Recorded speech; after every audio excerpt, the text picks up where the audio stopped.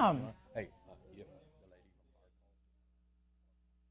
First thing I'll tell y'all, if it's a business call, go take it. It's cool.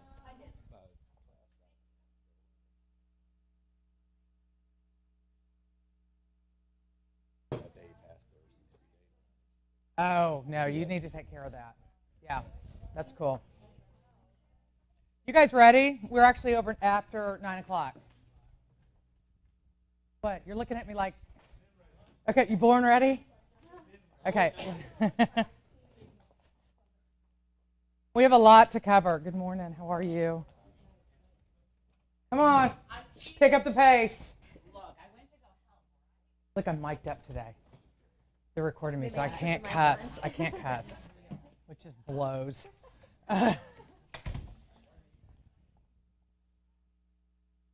Okay, so first things first, please turn your cell phones off. If you have to take a business call, please get up and leave the room. I'm totally cool with that, okay? But please turn your phones off for me. I'm going to turn mine off because that would not be good.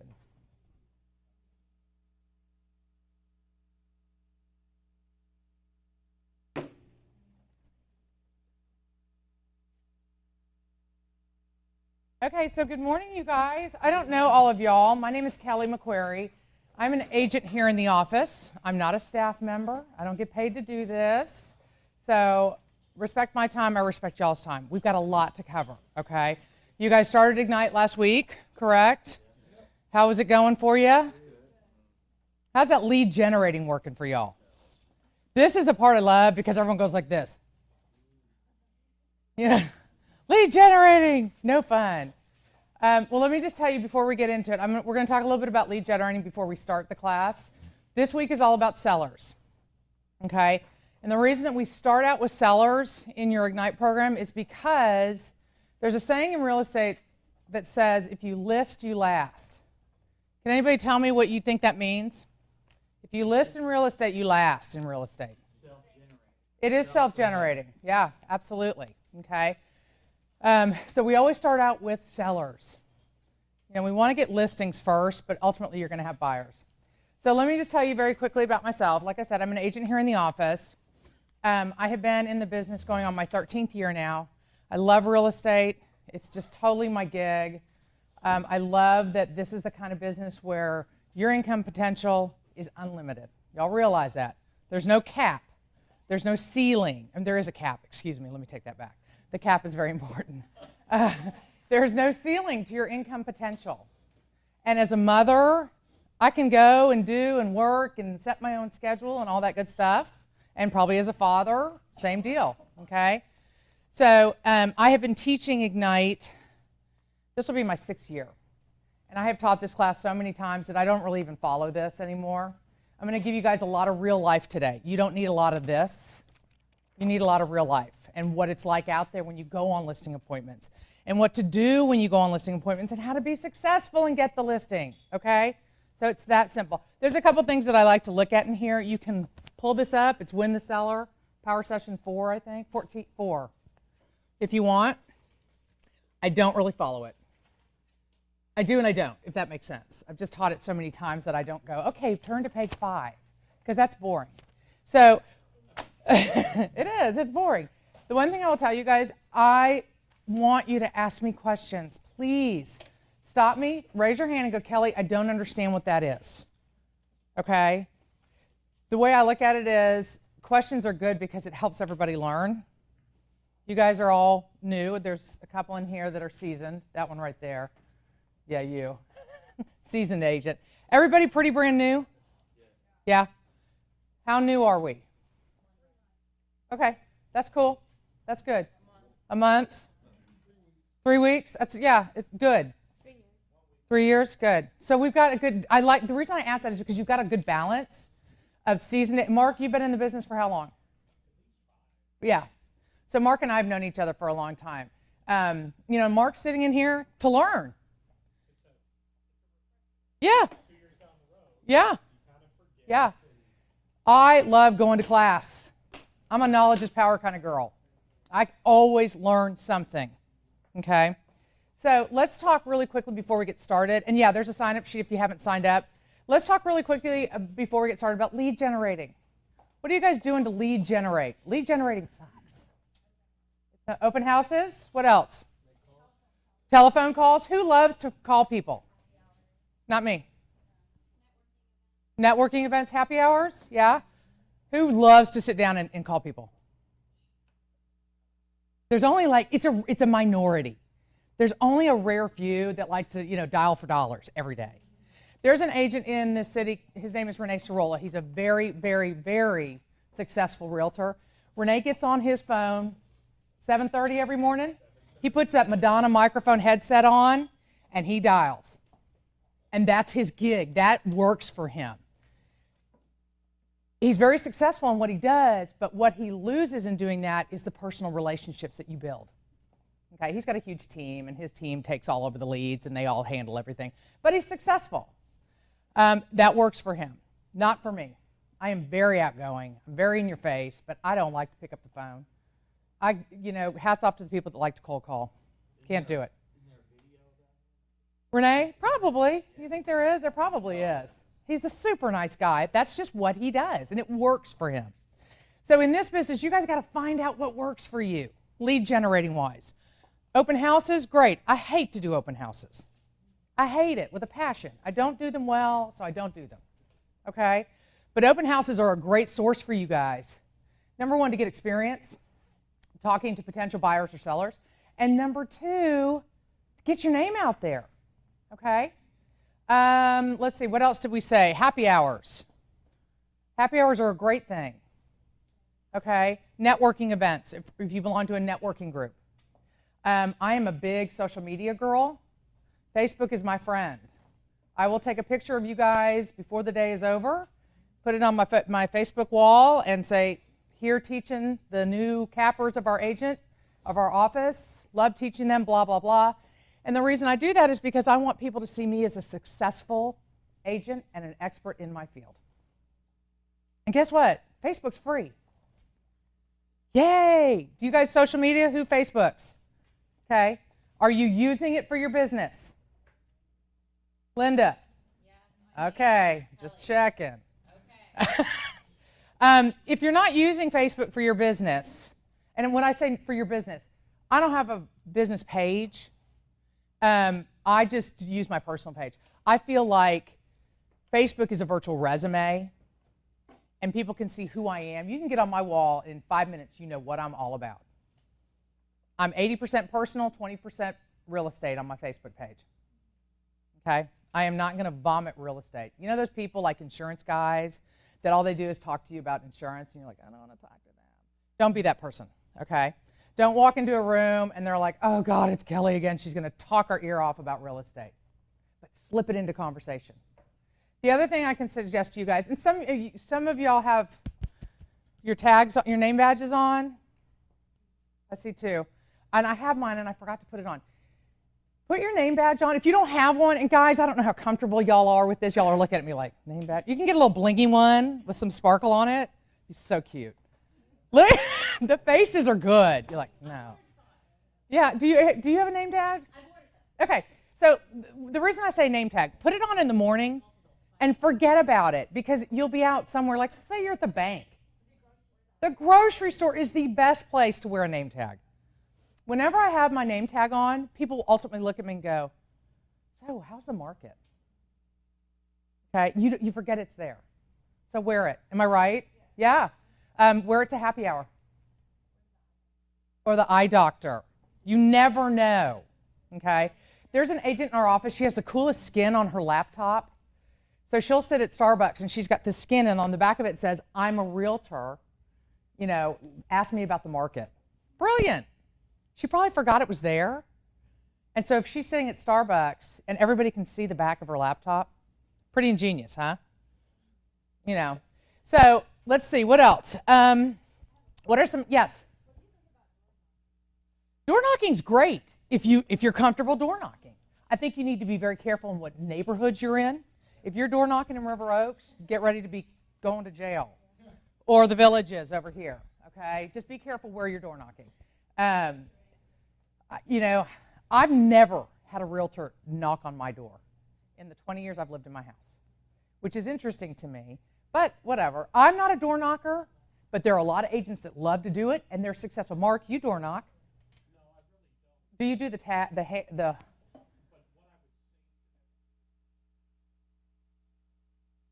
right?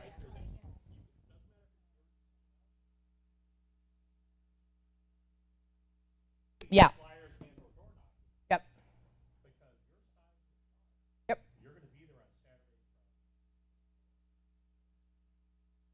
Yep. Yep. Absolutely. Yeah. Yeah. I mean, you've got to have a purpose for door knocking instead of just going, "Hi, I'm a realtor." You know, that's kind of creepy. You know. Yeah. Yeah. Yeah. Door knocking for open houses is brilliant, and you can get a lot of people in the door for an open house. There's an agent in the office. McQuerry is her name. She does a lot of open houses for me, and she door knocks like crazy, and it works for her. Before an open house, it works for her. She gets a lot of people through. Very impressed with that. Me, not so much. I like to wear big heels, and if it's hot, I'm not walking door to door. But that's just me. All right, so let's talk about other ways you can lead generate. So we've talked about social media. If you tweet, you Twitter, if you link in. Anybody LinkedIn? Men? Most men link in. Let me tell you about LinkedIn. That is the forgotten Facebook. That's the Facebook for men. Y'all know that, right? And I'm not kidding. My husband is like, Facebook? No way. He's LinkedIn. Okay? Think about it. Most men are more comfortable in a business. Am I right?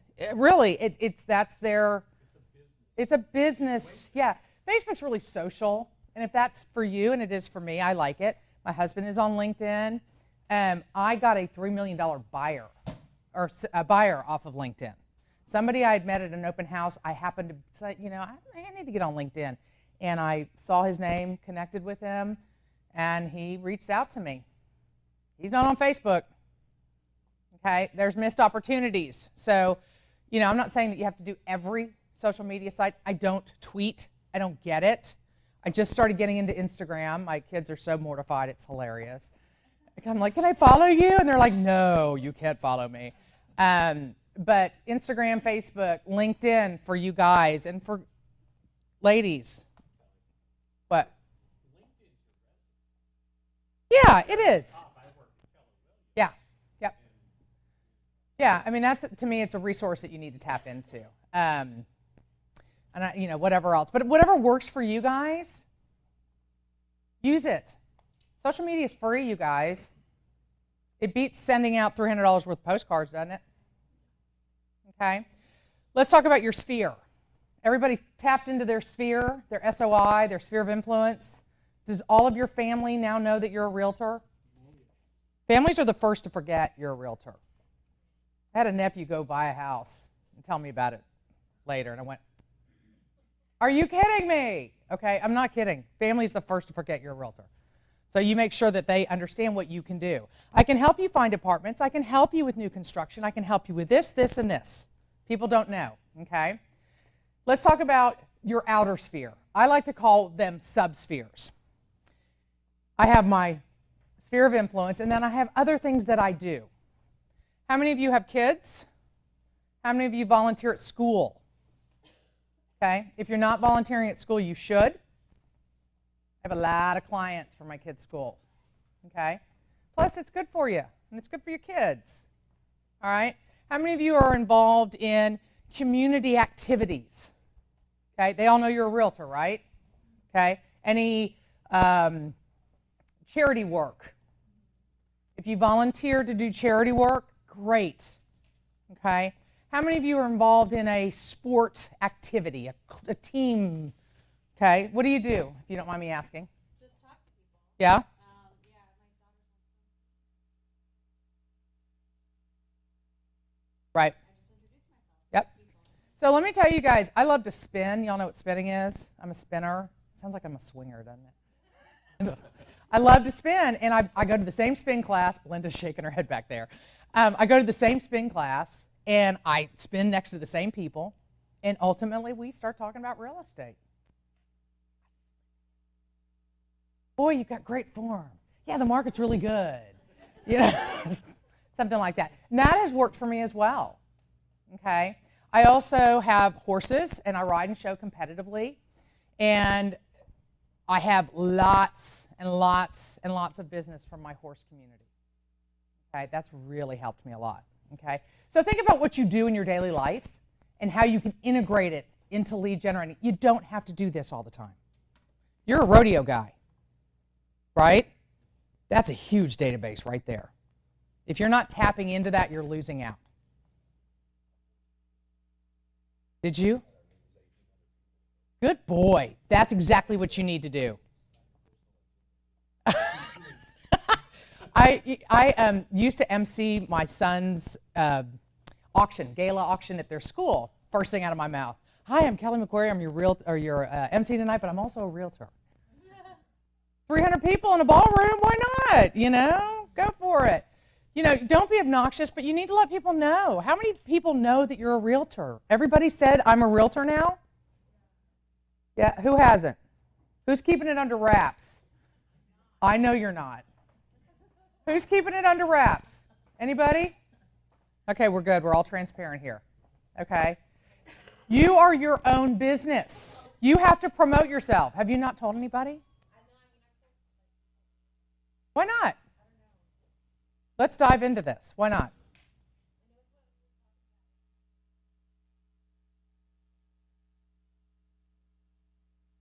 Well, I'll tell you what I'm going to stress to you today is in this business, you need to be an expert. You fake it till you make it, but we never lie, ever, ever, ever. And I'm going to tell you all about some transactions that I've had. My very first listing, buyer's agent had no clue it was my first listing. I just faked it the whole time, and I'm not until after closing, not until after closing. And he's a very good friend of mine to this day, and he still's like, God, I had no idea you were new, and da da da da da, because I faked it. Okay, so coming off of that, does that help you guys lead generate? I want you to wake up every morning and think, I'm a realtor. This is what you do now, right? Okay. You are your best self-promotion. I am my business. This is it, right here. Okay? I talk real estate every day with people in one form or fashion. Okay? I might not even be here in the office, but I may be out doing stuff, and I discuss real estate with people all the time. The biggest question I get is what? How's the market? So let's talk about that. How do you answer that question? Because that's going to be the biggest question you're going to get. How do you answer it? And you've gotten it, haven't you? And you're like this. I don't really, it's good. Okay, let's talk about the market right now. Can anybody tell me what the market is like right now? Okay, smarty pants. It's good, but that to me is kind of vague. Okay, I don't expect you guys to spew out stats unless you're that kind of person. But I expect you to have an understanding of the market and what's happening today in the market. What kind of market are we in right now? Buyer's market. Why are we in a buyer's market? You know, Har says we're in a normal market, but I feel like we're leaning more towards a buyer's market because I'm a listing agent and I see what's going on. Why are we leaning more towards a buyer? What has happened in our city? Yeah, the hurricane. I had a listing that I could not get rid of before the hurricane. I couldn't give this thing away. Beautiful, beautiful home in Katy. The minute Harvey happened, I had a buyer on that thing so fast because they flooded out. Okay, so y'all need to understand the city we live in. Number one, what are we predominantly driven by in this city? What's our economy? Oil and gas, right? Medical, absolutely. Oil and gas does this, doesn't it? Medical pretty much does this, doesn't it? Okay, so again, I'm not into like reading the HBJ or la la la, but I have a general understanding of what's happening with our economy. And y'all need to have that understanding. What's going on with oil and gas? What's the price of gas? I have a very nice car, and it takes premium gas, and every time I have to pay $3.50 for a gallon of gas, I go crazy, but then I go, nope, good for my business. Okay, if you don't understand what's happening in oil and gas, look at how much you're paying for gas. That'll help you. It's a little, you know. If I'm paying more than normal, Price of oil's gone up, which is good, okay? We had Harvey, which has completely changed the market. I watched my neighborhood go from this to I have no idea what's going to happen in the next year. Okay? If anybody flood in here, I'm so sorry that you flooded. That's terrible. Are you back in your home? Oh, you did? Okay. All right. Everybody else? Okay. I was in one of those neighborhoods that we all evacuated. It was this close. I watched the water. Yeah, from my door. And I was one of 5 houses in my neighborhood that did not flood. The rest of my neighborhood, and Linda knows I live in a large neighborhood, is devastated. Like, I think there's maybe 30% of us still in the neighborhood. The rest of it's all vacant. I'm in Lakeside Forest, Wilcrest, and Memorial by Lakeside Country Club, right on the bayou. Yeah, when they released those reservoirs, life changed. So those are things to be aware of, because all of a sudden I've had people going, what's my house worth now? Has anyone asked you that? What's my house, how, I can't talk today. What is my house worth? That's a tough, I have no idea. Yeah, we won't know really for, I would think, another 6 months until enough data has formed to see what flooded homes have sold for. I will tell you, I sold a flooded home down the street from me, my neighbor's home, and her neighbor next door ended up buying it, which was nice. It was a cash deal. Pre-Harvey, it was worth about $500,000. Wasn't updated, it was okay. And they settled on a price of $250,000. 50% off, yep. That's what they're selling for. These are the things that y'all need to know, okay? And you need to understand what's happening in our market. Now, that was a bubble, okay? Y'all realize that. Katie wasn't affected, right? I had friends of ours come and pick us up to take us to a baseball game. They drove through my neighborhood. They lived out in Firethorn. They were so like, oh my God. They were so shocked because in the areas around, it was like business as usual, right? Okay? And so business as usual is good. However, the market has shifted. It's a little bit softer. It is a buyer's market. If you guys are on HAR and you're seeing the days on the market, when they're, 90, 180 days, what does that tell you? It's slow, yeah. We got a lot of inventory, so, and not enough buyers, or, it's all a supply and demand thing. So I want you guys to understand what's happening in the market. You can get onto HAR.com. There's all kinds of great videos. They always do a monthly recap of what's happening. Now remember, HAR is very general. It's very broad. Different parts of town are different, okay? My area, by the bayou, it's in limbo right now. Does that make sense? But, Sugarland, it's humming. Any areas that weren't affected, it's business as usual, okay? And people are ultimately going to ask you that. So be able to answer that instead of, yeah, it's good. Good's okay. That good's a, because I'm not kidding you. People ask me all the time, how's the market? And my stock answer is, well, it's a little soft right now. It's buyer's market. 3 years ago, we had a hot seller's market. Anybody in the business you were 3 years ago? It was ridiculous. I could not put things on the MLS. They were selling so fast. And it was a good problem to have, but it was a bad problem to have. I had first-time home buyers that lost out on 4 homes. I had clients from St. Louis that were buying a home in the Heights. They ended up paying $40,000 over asking. So, and you need to be able to respond to markets. Y'all are actually in a good market to be in right now because it's not so fast-paced. This is a good learning market, okay? I have a really good client of mine. He's in oil and gas, and he promises me 2018, we're going to see that seller's market again. And I'm like, God, I hope you're right, as a listing agent, okay? So does that help you guys to understand? I want you to know what's happening in the market. Come to the team meetings. Listen to what Michael's telling you guys. Talk to other agents. Listen to what they're telling you in terms of what's going on in the market right now. Yes, sir. Houston Business Journal.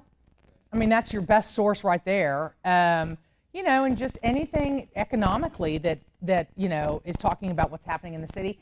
Somebody told me, and I think I read this somewhere, excuse me, that Exxon's building another campus somewhere. Is that, yeah?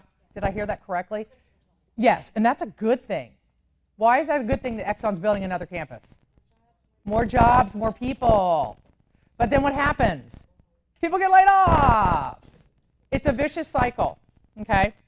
And it is what it is, all right? Okay, so let's just jump right in. Questions about that? You guys, are you good? Yeah.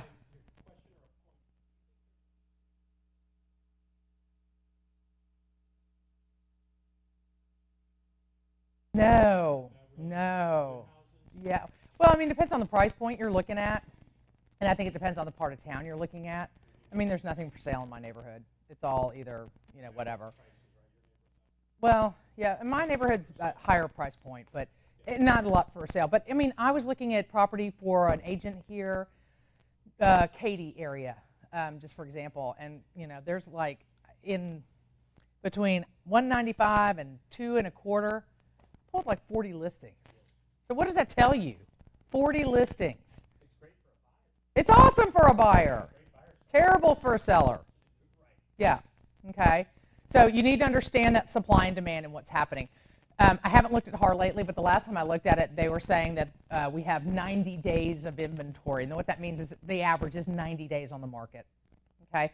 That is important for you all to know when you're going on listing appointments, isn't it? Don't say your house is going to fly off the shelf when the average is 90 days, okay? So let's jump right in. Let's talk about going on listing appointments. That's what I'm going to teach you guys today. So when I was talking earlier about the saying, when you list, you last, what else does that mean? When you list in this business, you last. What do you guys think? You had said, what did you say? Self-generating. Why is it self-generating? Why do y'all think? When I list a property, why do you think it's self-generating? People are, yep, you're getting buyers. Your name's on the sign. Yep. Buyer leads. Okay. That sign in that front yard, yes ma'am, go ahead.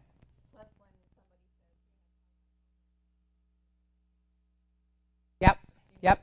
I have gotten, I sold a house in Cinco, and then they called me off my sign to sell the house next door. Okay, that happens. It's free advertising. You get buyer leads off of listings. You have to spend a whole lot of time with a listing? No. Who's working with buyers right now? Anybody? Okay. On average, a set of buyers, how many houses have you shown them? Okay. And how many hours would you say? Yeah, it's a lot, isn't it? Yeah. Okay. Anybody else? Same deal. Now, don't get me wrong. I love my buyers. But the reason we start with listings is because listings are time leveraged. I can put a sign in a front yard. I go check on my listing every once in a while if it's vacant. If a buyer that's not represented calls me, I will go show it. I don't do open houses. I have people do them for me, so I don't have to go do that. And the only time I'm really spending is on the phone. Does that make sense? Yeah.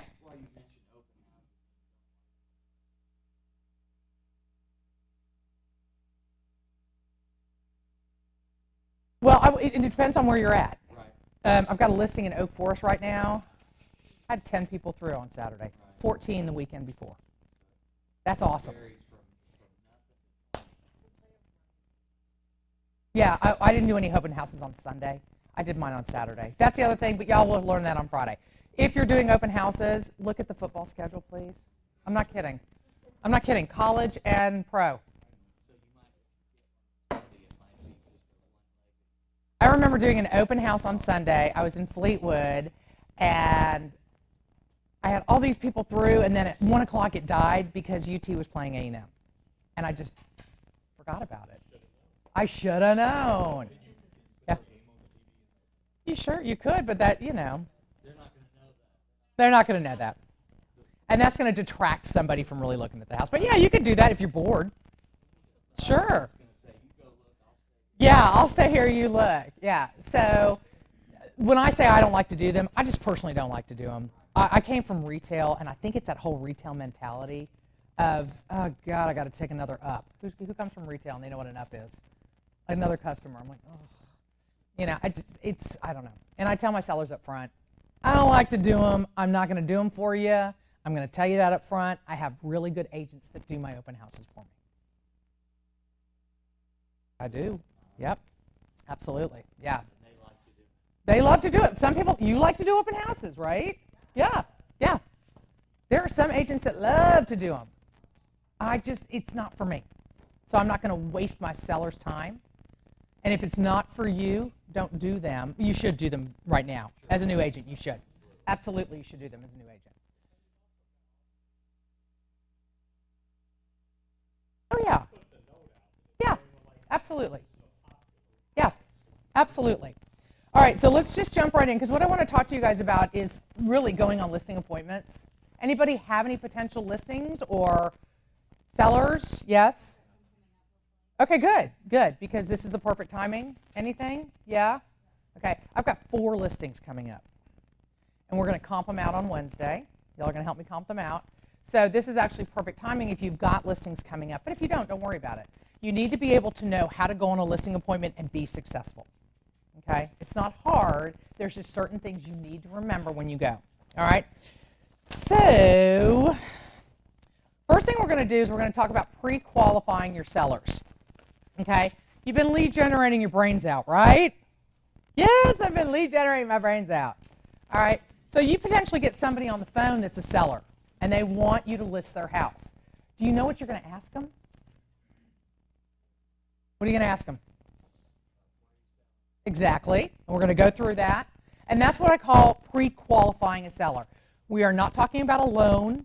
Get that out of your brain. We're talking about the questions you ask a seller to determine, are they really ready to sell? What's their motivation? That's pre-qualifying. Any of you that come from a sales background, you know that you always pre-qualify somebody when they walk in the door. What are you looking for today? How much are you willing to spend? Do you guys need something today? I can check my inventory, right? Got that? These are the questions you've got to learn to ask a seller so as not to waste your time. You guys are new, you're hungry. I don't want you to spin your wheels unnecessarily, okay? There's an agent here, she's a new agent, bless her heart. She is just trying to get this listing that's a nightmare listing. I finally looked at her, I said, you need to run for the hills. Terrible listing. It's the perfect storm of what you don't want in a listing. Okay? He's an attorney that owns the house, single guy. The house is filthy dirty. He thinks it's worth 200 grand more than it is, and he's not willing to budge on anything. I went with her on the listing appointment, and I finally said, I'm out. I'm done. Okay? Had she asked the right questions, she asked me to go with her had she asked the right questions, or if I'd talked to him, I would have been like, yeah, no, not going to happen. That was a waste of 2 hours of my time. Yeah. And she's still trying to get this listing. I looked at her and said, good luck. No offense to anybody that's an attorney by trade, but attorneys are notorious for, trying to change contracts and all that good stuff. All right, so we're going to talk about pre-qualifying sellers. When you're on the phone with somebody or in person with somebody, let's say you're at a party and you're talking to somebody that's like, hey, I'm really thinking about selling my house. Would you know what to ask them? Yes, you will after this class. And I don't know your name, gentleman in the green. What's your name? John. So John said, what was your answer? Why are you selling? That's obviously the biggest thing. The more you know from a seller, the better service you can give them. Does that make sense? You have to be armed with knowledge in order to guide your sellers through the process. I will say this to y'all now, and I'm going to continue saying this. This is a great business to make a lot of money, but it's also a very personal business. The personal nature of selling real estate is personal. There's always a story behind somebody selling real estate. It's either a good story or a bad story. People get divorced. Not so good, right? People selling their house to upsize because they're having another baby. Oh, that's wonderful. Somebody dies. So you all need to understand the personal aspect of real estate. If you cannot grasp that and you're only in here to make money, then you need to chuck it, okay? Because in the end, you're really, really building relationships with your clients. I know everything about my clients. And I ask those questions, and those pointed questions, I'm looking at Linda because Linda was a client of mine, and I knew exactly why she was buying her house and selling her house so that I could bulletproof the transaction. Does that make sense? Okay? So let me go through this list of questions, and then we're going to discuss these. Hold on, I got to get my glasses because I can't see anymore. All right. First things first. Let's say somebody calls you out of the blue. Hey, John, this is Kelly McQuerry. I am thinking about selling my house, and I was given your name. What would be one of the first things you would ask? Well, how'd you hear about me? Who gave you my name? Why? Why are you asking that? To thank them. Yeah. Okay. Let's say it's a friend of yours that knows this person, that knows John, and gave him my name or whatever. And let's say that we're friends on Facebook. Don't you think I'm going to get on Facebook and go, hey, thanks, Kelly McQuerry, for the awesome referral. I can't wait to work with John. What a great guy. So that all my 2,000 friends can see that, and all of so-and-so's 2,000 friends can see that.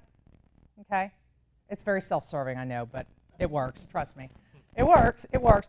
And also just say thank you. Pick up the phone and go, hey, thank you for thinking of me. Or text, thank you so much for the referral. I'm very excited to work with so-and-so. Absolutely. And let me tell you what, you get a referral, you better do a bang-up job. With any transaction, you do a bang-up job, but particularly a referral. Because if you do a crummy job, guess who's talking? The referral and the seller. Oh, that was not a good transaction at all. You going to get any more referrals? Nah. No, not going to happen. All right. Where are you moving? Why do you ask this question? Yeah, potentially represent them as the buyer. I went on a listing appointment last week. He lives in Spring Valley, bought this house with his girlfriend with the intention of getting married and having children. They split up. He bought the house from her, and we're either going to list it to lease or list it to sell, but I'm going to help him buy something on the other side. Okay? And first thing out of my mouth was, okay, so you're in Spring Valley. Where do you want to be? Are you staying in the city or are you moving out? No, I want to be closer to downtown. That's kind of where I work. Da, da, da. I said, okay, no problem. I can help you with that. Okay? So from that one question, I have parlayed a listing and a buy. I want you guys to think about real estate in 360. How can I take this one lead and turn it into more than one? Does that make sense? If you're talking to a buyer, always ask them, do you have to sell a property to buy this property? All right? Don't forget about the listing, or don't forget about the buy side. Make sense? Okay. I go in there with guns blazing. Now, let's say they say, I do. I go in there with the thought of, okay, I want them on the buy side also. All of my clients right now, with the exception of a few listings, I got them on the buy side. I got a listing coming up, and I'm helping them buy something. This guy in Spring Valley, going to list him, going to help him buy something. Okay? Think about that in terms of numbers. You're doubling your income. Sweet. We all like that, right? Do a bang-up job on both sides, and guess what? The referrals will come. Okay? One thing I do want to say to y'all, and every once in a while I kind of get off, but I want to give you these little nuggets. And I want you to remember, you get your real estate license, and a lot of people think it's like Field of Dreams. If you build it, they will come. If you get your real estate license, they will come. Doesn't work like that. You got to work for it. So what you put into it is what you get out of it business. Okay? It truly is. Y'all are looking at me like, oh, really? Yeah, you do. Sorry, kids. But I've had a lot of agents get their license and go, all right, come on, everybody. Let me sell your house. Doesn't work like that. Okay? That's why I want you guys to understand that you need to be an expert in what you do. And again, it doesn't mean you're brand new. It doesn't mean that you have to know everything, but fake it. Okay? I want y'all to be confident when you're talking to buyers and sellers. That's huge. Y'all know that there are 38,000 realtors in the city? Y'all know that? That's a lot of realtors, isn't it? And only about 20% of those realtors, and it may be even smaller than that, are producing realtors.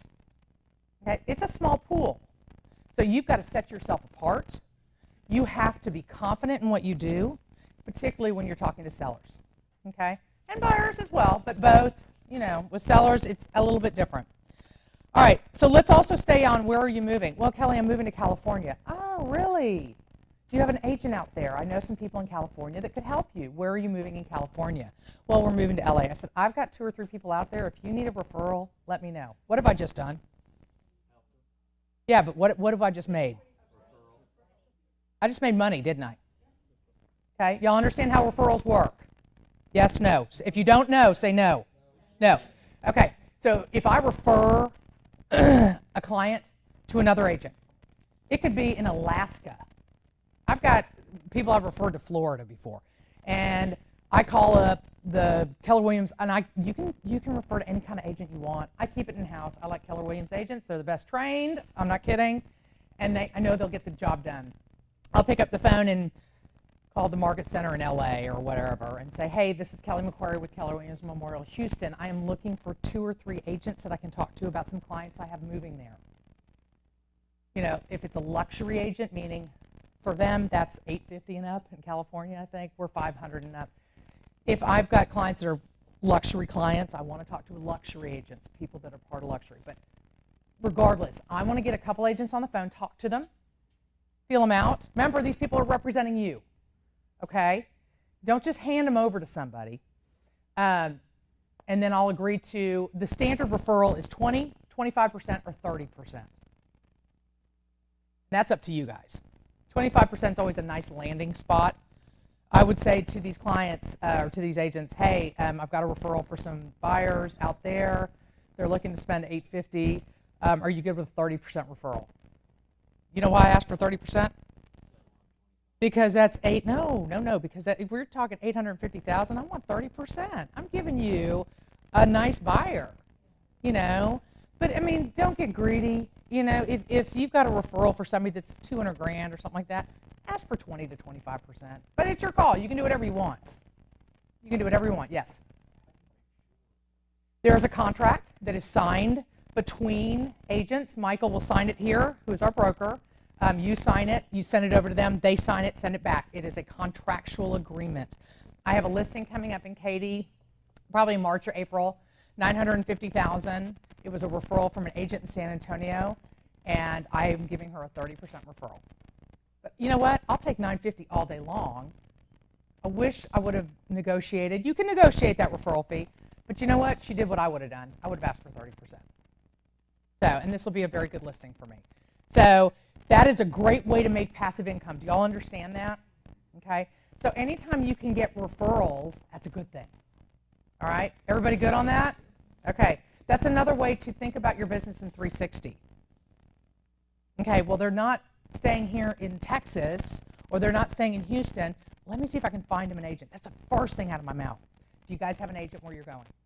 Sometimes they do. And I'm like, if you need names of some, let me know. Okay. Got it? All right. What's motivating you to move there? Why do I want to ask this?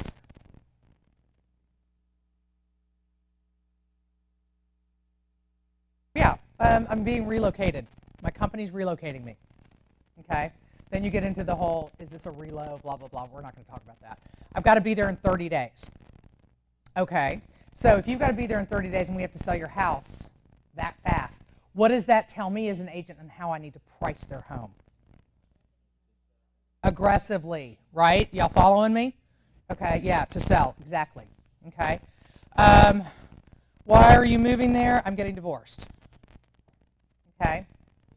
I'm getting divorced, and my wife is going to take the house, or we're going to sell the house, split the assets, blah, blah, blah, yada, yada. Okay.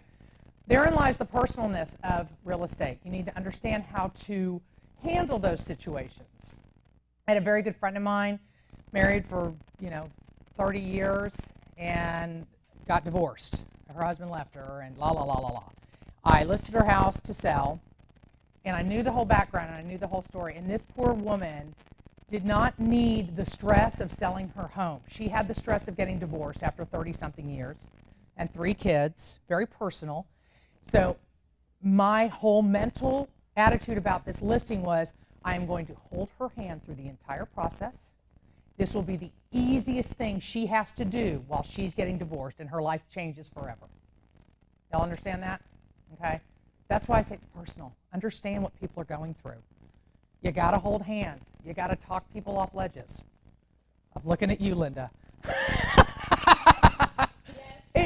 I did. I have to talk her off a ledge here or there, but it's all good. Okay? Understand why people are moving there. It'll help you get a game plan. You will always have a game plan for a listing. You're not just sticking a sign in the yard. You have to have a game plan. Okay, this is why they're moving there. This is when they need to be there. This is what we're going to do. Every listing is different. You agree? Agree? Yeah, they're all different. Okay? How soon do you have to be there? That goes back to what I just said. I got to be there in 30 days. I'm on a time crunch. Okay? Well, if that's the case then, Mr. Seller, we are going to have to price you aggressively to get you gone. Okay? The more you know, the better equipped you will be to give your sellers the best experience. Okay? Our job as realtors is get sellers from point A to point B seamlessly and flawlessly. This is my nugget to you all. Listen to this. As new agents, you never ever tell other agents you're brand new. You know why? Yep. Advantage, you lose your power. Do not lose your power. I love the agents that call me up and go, oh my God, I'm brand new, and this is my first ever offer on your listing, and da-da-da. I am not one of those agents that would ever take advantage. Of course, I'm the agent that wants to help them, but I can't because of fiduciary duty. But there are agents in this city that will take full advantage. I got a new one on the other end. I'm going to roll her over. Okay? I'm not kidding. I am not kidding. They will do it. So you never tell anybody you're brand new. All right? Take advantage of the fact that you've written the contract not really right. I got an offer the other day on one of my listings, and it was a contingent offer. And y'all know what a contingent offer. It's contingent on the sale of the other property. And attached to the offer should have been the contract on the other property. I need to see that contract. Well, the builder that's buying this person's house hasn't put a contract together. There's really no contingency. And I know this agent's brand new. You know, and there's holes in contracts. I can see the holes. I can see, but you'd be surprised. I get contracts sometimes from agents, and I'll look them up, and they've been in the business for 10 years, and I'm like, idiots. Yeah, I mean, I'm telling you, agents will take advantage. This girl's new. I mean, I could totally just be like, yeah, whatever, you know. Well, your coach, if you're in coaching, they should be able to do that. You know, if you've got a mentor or a sponsor, have them do that, or any other agents. You know, I'm happy to look at your stuff. I can't do it all the time. I'm really busy. But I'm happy to do it. I can look at a contract in 2 seconds and go, nope, yes, yes, yes, no. Okay? The one thing I will tell you guys is when you write your first listing or contract, whatever, keep a copy of it and refer back to it. I did that for years because I didn't start here. I didn't get trained here. I started at John Doherty, and there was no training at all whatsoever, and a lot of real bitchy women, but I digress. And, you know, the snobby women. They're the snobby women. They're very nice, though. So I just, I forgot, I'm being recorded. God, Michael was going to fire me. But yeah, I mean, grab any agent in the office, particularly the ALC members. Y'all, is anybody going to happy hour this week? There's a happy hour Wednesday. They'll put something out about it. I will not be there. I have a board meeting elsewhere. Sorry. I have to be in Tomball. All the ALC members will be there. And that is the Associate Leadership Council. They are kind of the board and directors of the office. I used to be on it, but it's really time consuming, so I'm not on it anymore. But their doors are always open. Okay? They are there to help you guys. All right? We also have Agent on Call. Y'all know about Agent on Call? Put that number in your phone. Agent on Call is awesome. You get stuck, call somebody and go, hey, what do I do about this? All right? Okay, let me stay on track. All right. If we sell your home in the next 30 days, would that present a problem for you? If yes, what would that problem be? What would a potential problem be if we sold your house in the next 30 days? They don't have a house on the other side. Okay? So what do you have to do then? Okay, well, if we sell, particularly when we had that hot seller's market, when homes, I'm not kidding you, I had a listing in the Galleria. Somebody had heard I was listing it, and the agent called me and she goes, I got buyers for you. Don't even put it on the market. I never even put it on the market. I just did the listing paperwork, and we sold it like that. And fortunately, this was a property that had gone through probate. Somebody had died. It was an estate. So I didn't have to make plans, obviously, to put anybody anywhere because he was already worried, you know. And I know that's so bad. God, they're going to fire me. I'm sorry. But you need to understand, what would happen if I can't put, where can you go? Y'all realize that, closings take about 30 to 40 days, sometimes longer, depending on the market. Stop. And you need to understand how that works. Okay, Mr. Seller, if we sell your house, where are you going to go? I have my listing in Oak Forest right now. They actually moved out, and they're in a temporary lease apartment in the Woodlands because that's where they're going to buy. All right, that's the best case scenario. But if we sell your home in 30 days, where are you going to go? What are some options for people? Yeah, besides leasing, what are some options that you could give a seller? Okay, if we end up selling in the next 30 days, but we got to find something for you to buy, what are you going to do? A lease back, yep, a lease back. Y'all understand what a lease back is? Okay, do you want me to explain what a lease back is? Okay, let me explain what a lease back is. So, I own the home. I sell the home to you. You're now the owner of the home, but I need to lease the home back temporarily. And a temporary lease is 90 days or less. Remember that? I need to lease the home back temporarily so that I can buy my other home and close and move. Okay? So I then become the tenant. The new owner is the landlord. That buys me time in order to find something and move out. Okay? Yes? Then it becomes a lease. Then it becomes a regular lease. Typically, when you do a lease back, you're talking a couple weeks at the very most. Sometimes, the most I've ever done was a month. But it's a temporary lease back is not any longer than 90 days. Okay? It's very rare that you're going to have somebody that needs 3 months. And a lot of people will not give you 3 months. When I'm listing a property and I know that I have to put a lease back in place, in agent remarks, I put in there, sellers may require up to 4-week lease back. Make sense? So that we don't get a buyer that comes around and goes, oh, no, I can't do that. I got to be in. All right? So that's a scenario. Or like my sellers, we're just going to rent something temporarily. We're going to move out. But what kind of pressure does that put on me? They've got 3 months, a 3-month lease. And I got to sell their house within 3 months. Otherwise, they're going to have to extend. Okay? So these are the things you need to know. Yes, Mark, you were going to say something?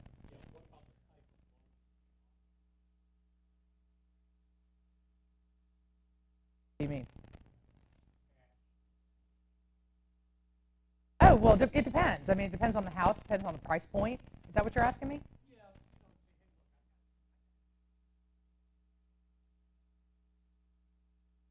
Are you the buyer? Okay. Right.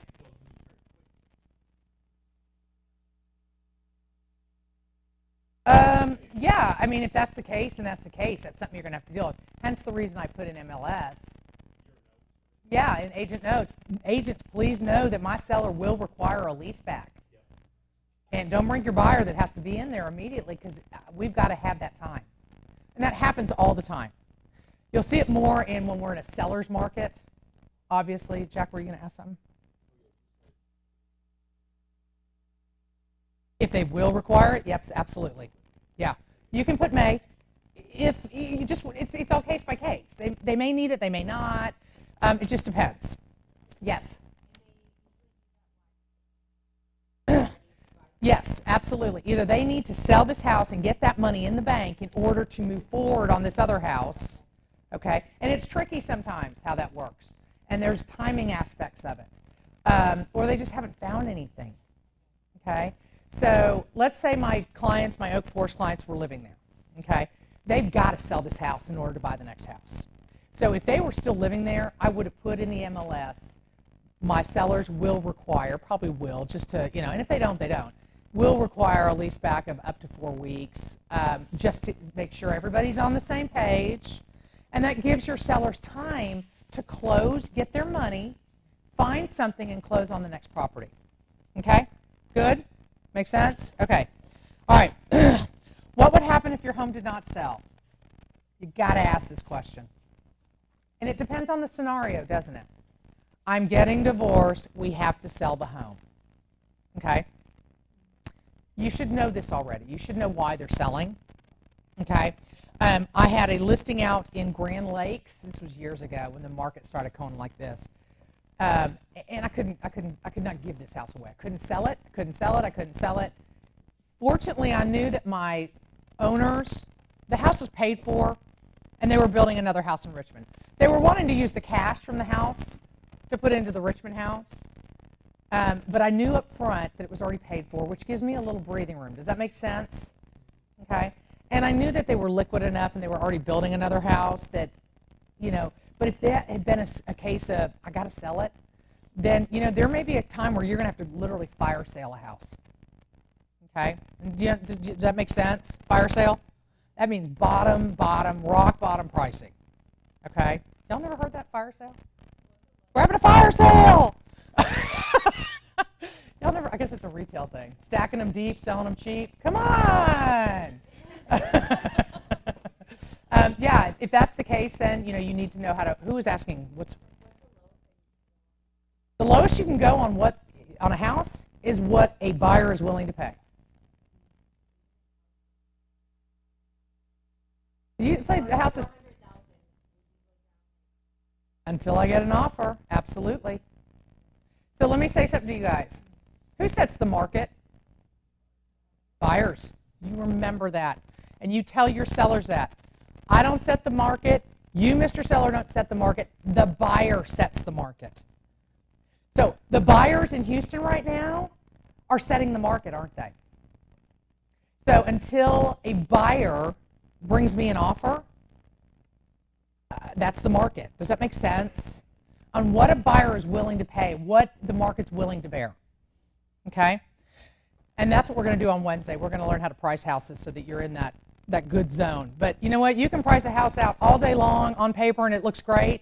And until it hits the market, that's when you know if you're right or wrong. Okay? And we're going to learn that on Wednesday.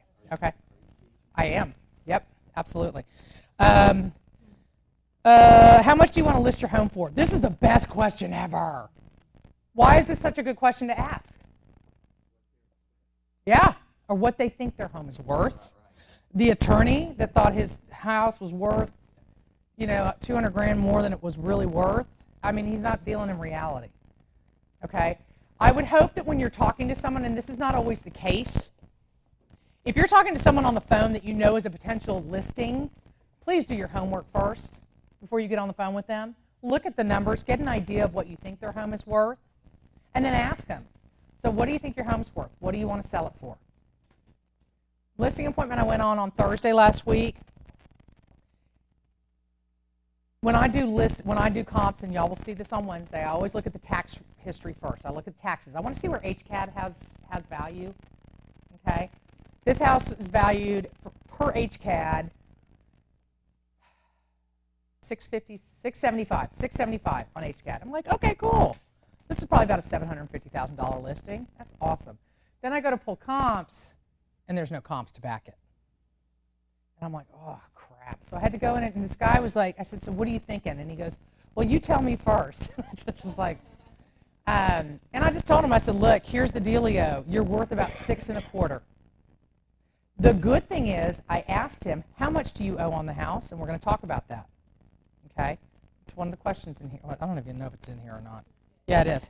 Because that's the first thing out of my mouth. I want to know what somebody owes on a house. Okay? Y'all comfortable asking that? Yeah, you got to. When you go trade your car in the dealership, what do they ask you? How much you owe? Are you upside down? So fortunately, this guy, he owes like $300. So it's 6.25. He's got plenty of equity. But what's he paying too much for? If HCAD has him valued, he's paying $675,000 on taxes. Yep. And I looked at him flat out and I said, the good news is, unfortunately, you're not worth what you think you are. And he's cool, so he got it. In the right world, we probably should have listed him for $750, but the numbers didn't justify it. Okay. Right now he's worth about 6.25. I told him, I said, you've got equity, however, you're paying way too much in taxes. And whether we do anything or not, you need to fight your taxes. Yeah, well, he has, and I could tell that he has, but he needs to dispute them more. I'm going to show y'all on Wednesday how I know all that. But those are the kinds of things that you need to ask. So when I've got somebody that says, oh, the house is clear, free and clear, I go like this.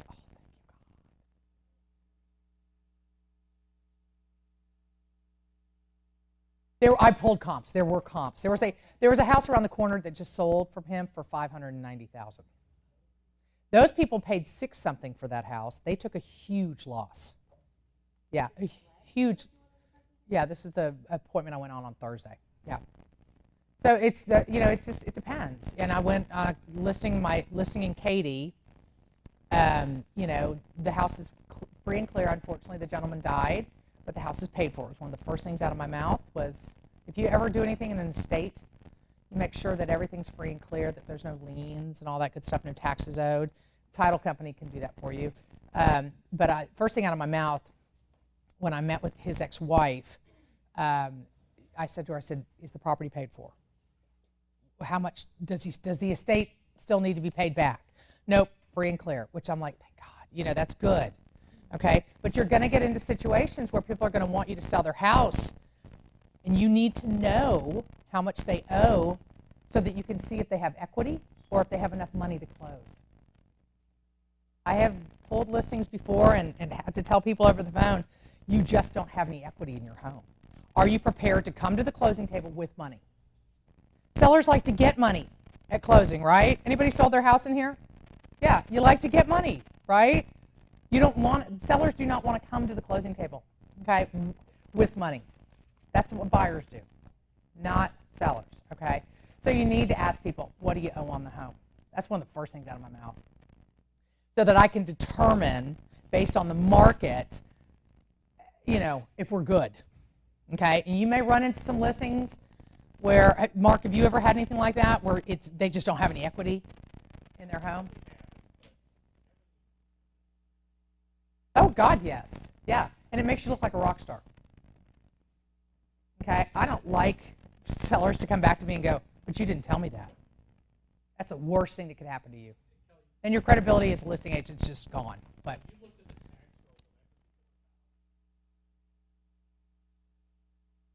$675 is what he's paying in taxes.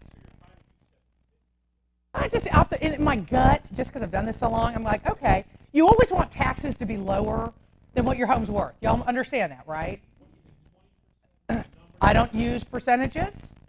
I don't. My gut was like, okay, because I know it's in Spring Valley. It's right off of Bingle, gated community, really pretty home, custom David Weekley, blah, blah, blah. There was a property that just killed him, that just sold around the corner for $590. And I said, here is your Achilles heel right here.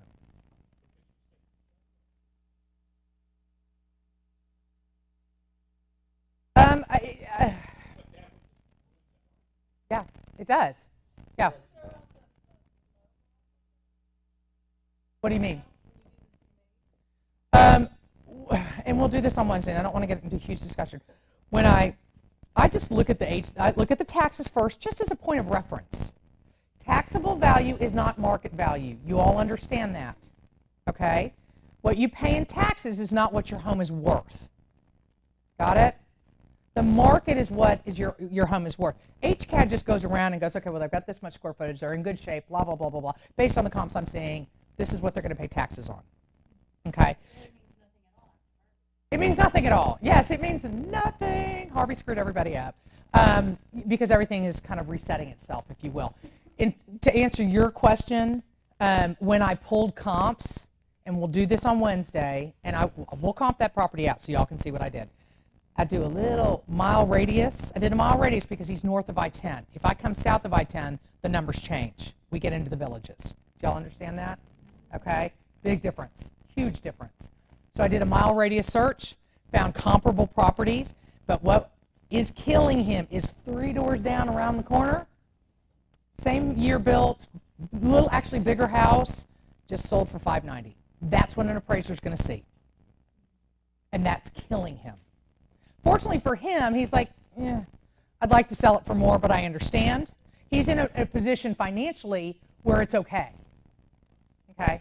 But you will get sellers that are like, I got to net this much money out of here. I've got to get this much. The more you guys know up front with a seller, the better equipped you will be. Okay? You ask as many questions as you want. Bless you. As many questions as you want. Yeah.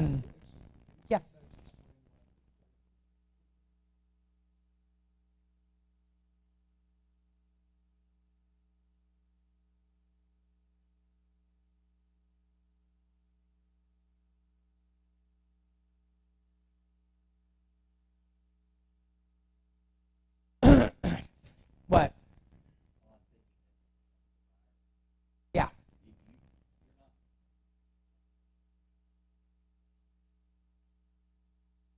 When I go to comp out properties, I look at it from the perspective of an appraiser, because that is your biggest, what's the word I'm looking for? That is your biggest concern, is the property going to appraise? A buyer can say, yeah, I'll pay $700,000 for this property all day long, but if an appraiser comes through from the bank appraiser, and comes through and says, no, I'm sorry, this house is only worth $600,000.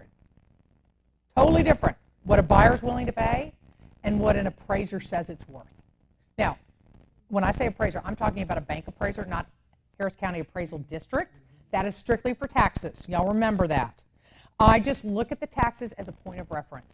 And I do it as a service also. Case in point, dude, you're paying too much in taxes. Whether you sell this house or not, if we end up leasing it, I told him, I said, you fight your taxes.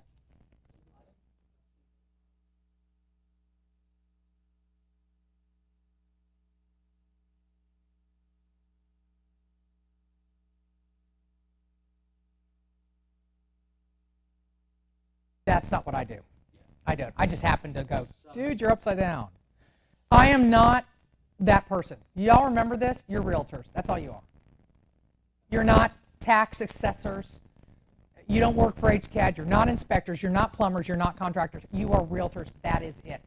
All I can do is guide and say, have you looked at your taxes lately? Based on this, you're upside down. And my advice is that you protest your taxes. That's all I can say.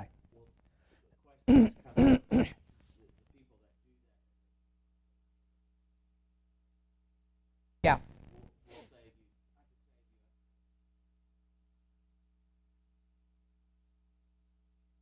Yeah, I would run from those people. I would. Yeah. This guy, his name is Frank. He's a young, very successful guy, and he's like, I've got somebody that can fight the taxes for me. That's okay. If you want me to give you the comps, I'll give you the comps. Has nothing to do with me selling his house or not. It's strictly, I'm looking at this poor guy, and he needs to fight his taxes and get his, because of this comp that just sold around the corner. Yeah, yeah, I'm there to provide the data. Did y'all understand that? Okay. What other question did you have?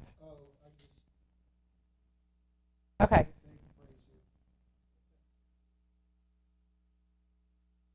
We only feel that this property is appraised at this much.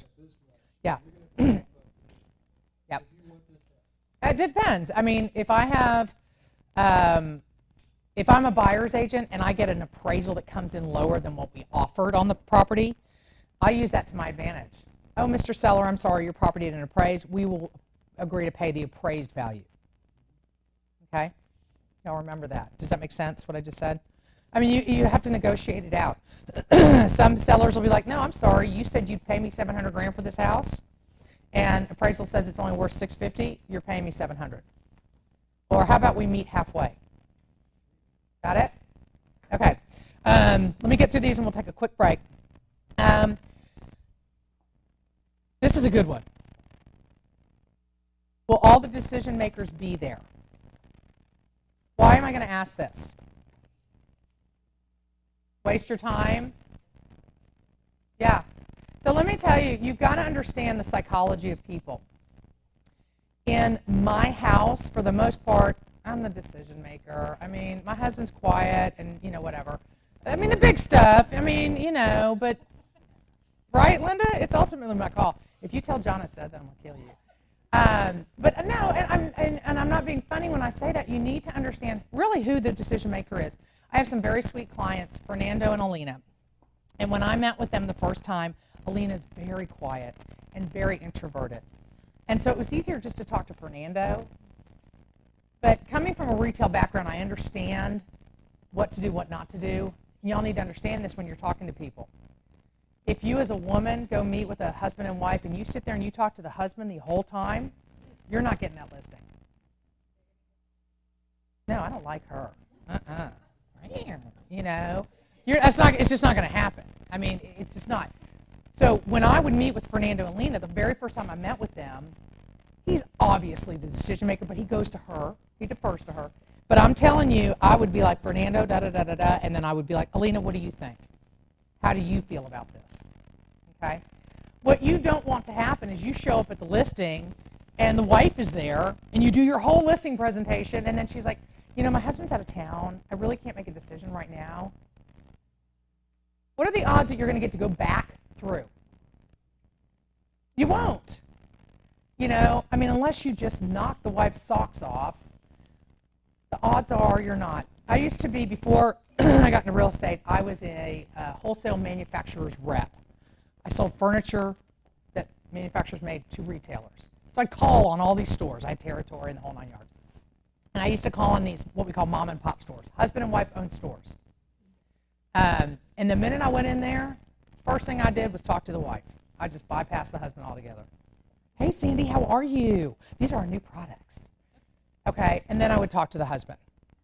I want y'all to remember that. Same thing for you guys. If the wife is hot, don't talk to her. I'm just saying. I'm going to throw it out there. Do not talk to her, but don't be like, hey, I like your house. You look good. You know, I mean, it's all psychology on how you approach people. You've got to make sure that both decision makers will be present. Because ultimately, at the end of the day, at that listing appointment, you want to get what? The listing. You don't want to spin your wheels going on a listing appointment and there's nobody there to make a decision. Okay? And we're going to talk about what you do when you're physically on a listing appointment to ask for the listing. Okay? Let's take a 5-minute break. It's 10:15. Let's come back at 10:20. If you all have questions, I'm here. I'm going to check my phone because I'm sure it's blowing up. If you guys haven't signed in, come sign in. I guess if it's Phil, you can sign in on the back. Jack, did you just friend me on Facebook? Was that you that friended me on Facebook? Okay. I will. You go, baby. Facebook's a good thing. I am honored, sir. Thank you. Yes, question. I'd like to have Sure. just some thoughts and questions. Sure. I've got lots of sales Okay. experience and I'm sorry I made that insurance reference. No, didn't no, it's I? good. No, it's well, that's kind of why I Yeah. felt like I'm just not in it. Yeah. Because it's such an unhappy Well, sale. your sales experience. Well, and I did the one-legged call with the selling to the husband and the wife. I tried to. You finish did the what I deal, told you and not to do. And that was the first time Yeah. I'd done that, and I said, so can you sign that paperwork? And you didn't pay any attention. She just lectured me. See, up I'm and down. so glad that just She resonated just- with you. she just So you'll ripped never me do a it new again. one. Oh, You'll yeah. never do it again. She ripped Okay? me a new It's one. so You didn't- important. You didn't pay any attention to me. Yeah. Yep. Oh, man. Yeah. Yeah, just after class, we can just, if you want to chat Yeah, for a few yeah. minutes, I'm happy to do that. Appreciate it. Yeah. Yes, ma'am. Hello, I just want to say hey. You're Amanda. Yes, ma'am. Hi. Nice to Thank meet you so much for the opportunity. I just had somebody text me. Yay! That's So they just- good. I just wanted to connect with you. Yeah, absolutely. We'll talk after class. I do, because I've got those 2 listings. I've got 4 I more know. coming up, and it's just I like, would love to take ownership. I hate open houses. I'd love to take ownership of one. Yeah. Continuously. So. And that's what Cheryl's been doing, and she's been super successful.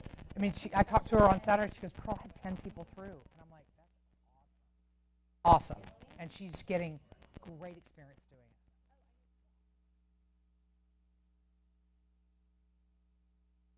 Yeah, when you do an open houses, and I will tell everybody in this room, do one open, stay on it. I had an agent in my last Ignite class go, well, the agent called me and wanted to know if I would do it again. I went, no. I was like, why? Do it And you're the consistently. expert on that property Yes. in the neighborhood. Yep. So you Yeah. get to know everyone. And people keep coming through. They come back, and you get to know everybody. Yeah, and that's what's happened with Cheryl. People come, Cheryl said that the same woman.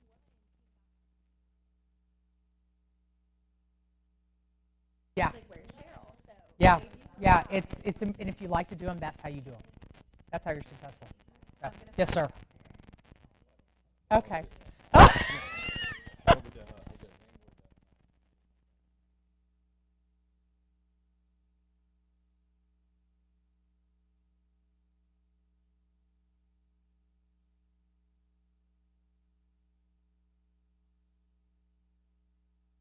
And that's normal. And I read it.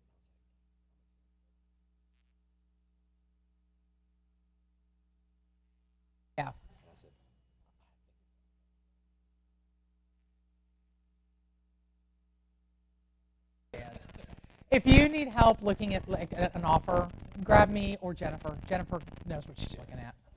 Yes, ma'am. This is all. I can't. 50 next month, baby. Thank you. It's almost here.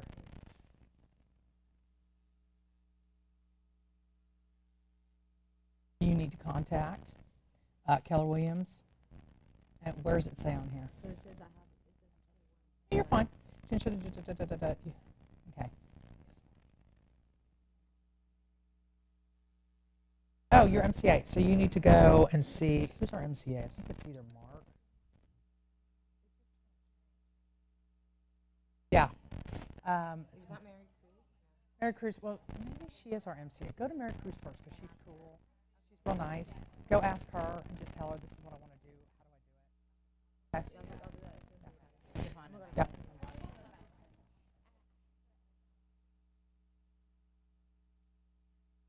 Yep.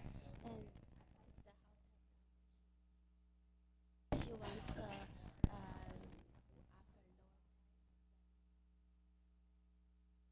And where's the did you see an appraisal? yes. And who had the house appraised?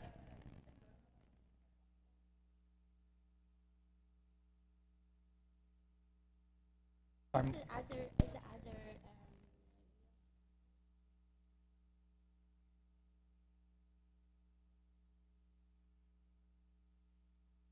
So where did you see the appraised price?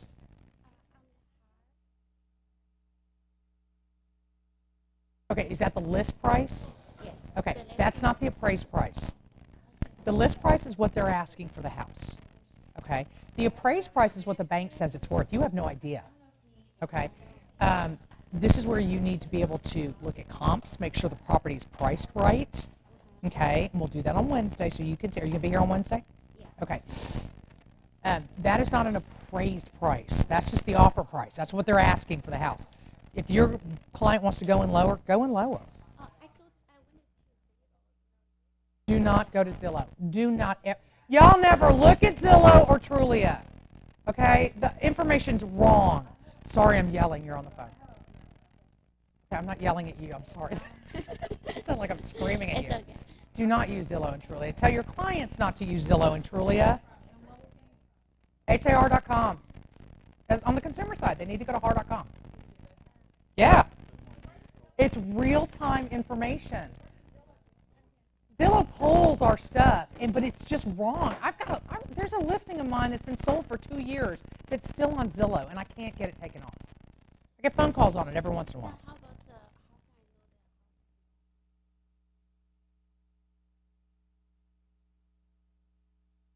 How do you know what the value is? You have to pull comps. You have to pull comparable properties to determine what the value of that property. So you're saying that their listing price is lower than the value? Yes. How do you know the value? You cannot use Zillow. Please do not use Zillow. Do not use Zillow. Yeah. Those estimates are wrong. You be here on Wednesday, and you watch what I do, and you are going to learn how to price properties out so that you can go to your buyer and say, this property's priced right, or no, it's too high. We need to offer less. Okay? How about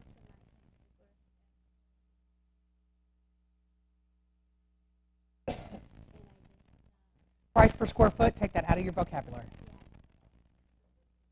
No. We don't price houses by square footage. Okay, price per square foot. You can look at the average, but a house, you cannot apply pure math when you comp out properties. Does that make sense? You just can't. Okay. So if the average price per square foot on homes in the neighborhood, and they're all in good shape, is $150 a square foot, and this house needs work, is it worth $150 a square foot? No. Okay. You need to find similar properties that needed work that sold and what they sold for. Okay? And we're going to do that. We're going to do it on Wednesday, okay? So you can see it. The correct price is the price you've got to find. You've got to be able to guide your clients and say, hey, you know, I've pulled similar properties and this is what they've sold for. This is where I think we need to offer. Okay? All right. Bring the address on Wednesday. If we have time, I'll comp it out for you. Okay? Yeah.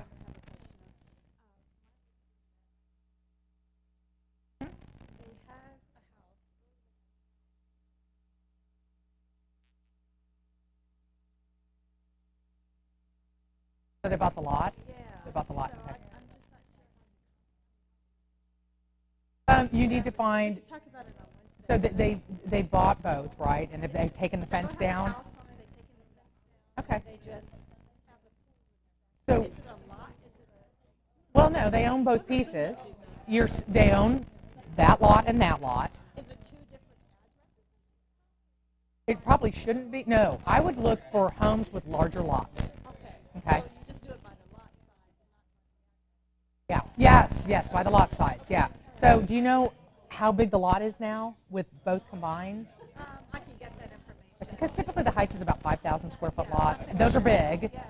Yeah. So if you're talking, I mean, depends on if they want to sell that lot separately, depending on the size of it, a builder will buy that in a heartbeat. Okay? So there's two ways to think about it.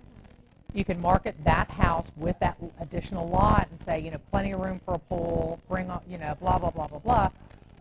Or if they want to try and sell just their house as is, put that fence back up and sell that lot. But then it's got the big pool. Is there?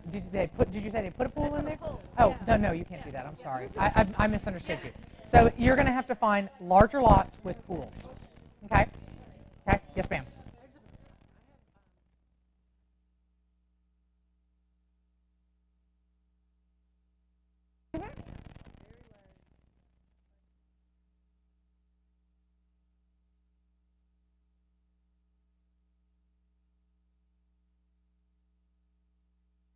What I would tell you to do first is do a transaction with them.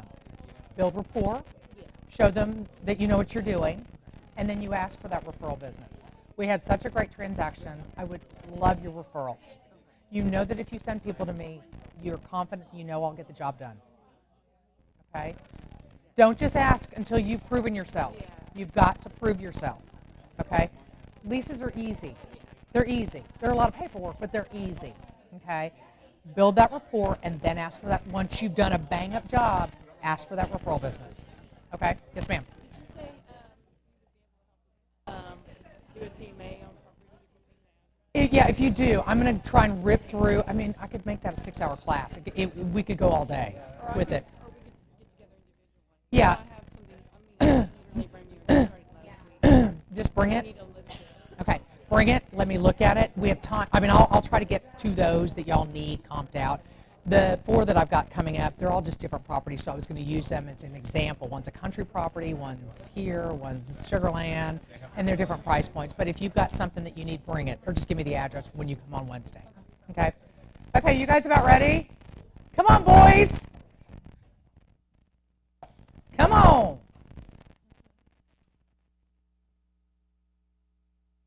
All right. So you guys, you've asked all the questions, right?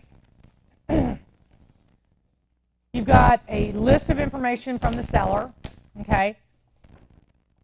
And then you're going to go on the listing appointment. Now, there's 2 schools of thought here.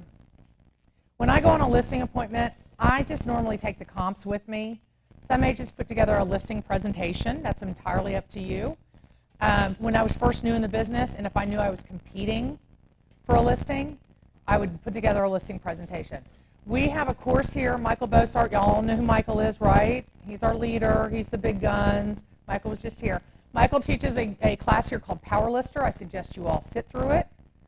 It's a program that he offers exclusively to us, and it's this really cool template. I meant to bring one in from my office. It's a really cool template that is already preset with all that awesome Keller Williams information, and it makes you look like a rock star, and your picture's on it, and you can customize it. So it's called Power Lister. He teaches it once a month. Please take it. Sit through it, okay? I am always, I like to practice what I preach. I went on a listing appointment that I knew I was competing for. I don't remember, but I thought, you know what? I tell these agents every day to put together listing presentations, and I don't use them. I'm going to use one. So I put one together. I'd taken Power Lister, put one together, and the funny thing about it was it looks really good. I'll go run to my office and get one. And I present it to my seller, and she's like, oh, okay, puts it away. I guarantee you she probably put it in the trash. But some sellers will read all that. Your engineer-minded people love charts and graphs and stats and all that good stuff, and they will read all of that. It's a really cool listing presentation if you feel you need it. When I went on my listing presentation on Thursday, I just walked in with a little folder with a copy of his taxes so he could see them and the comps that I pulled for him. Highlighted, very basic, very simple. Ultimately, when you're going on a listing appointment, who are you selling? Yeah. You're selling you, okay? So I want you guys to get comfortable where you go on a listing appointment confident. It's scary the first time you do it. It is, because you're like, what if they ask me questions and I don't know how to answer them? How many of you have recently been on any kind of listing appointment? Anybody? And? Come on, be honest. Let's share.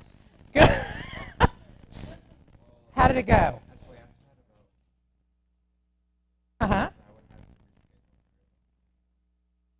Okay.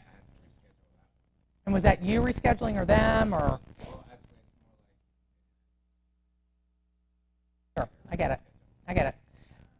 And okay, go ahead. I'm going to ask you a couple questions, but go ahead.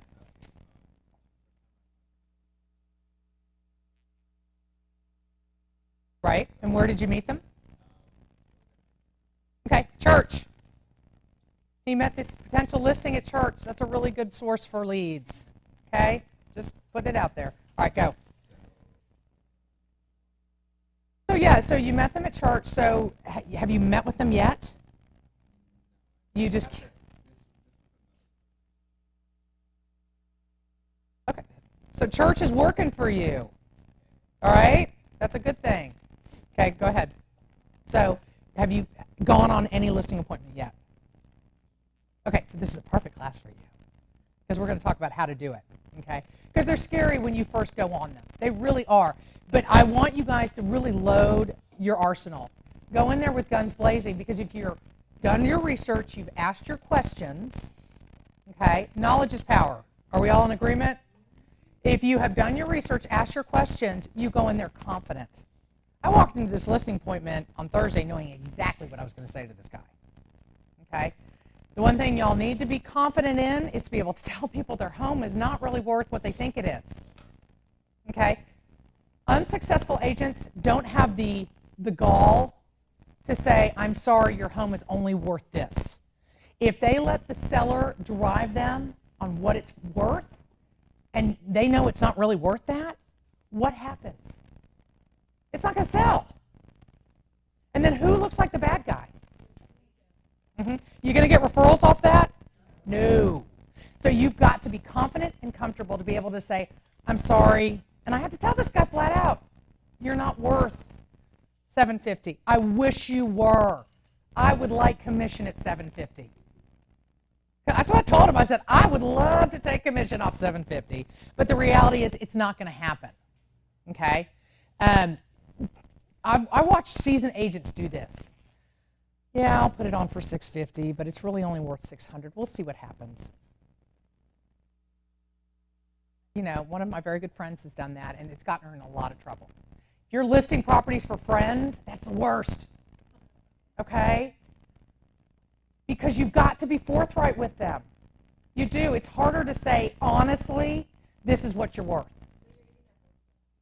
Yeah, and with any person, you don't, yeah, I mean, if you don't have the gall to say, listen, here's the reality, your home is only worth this.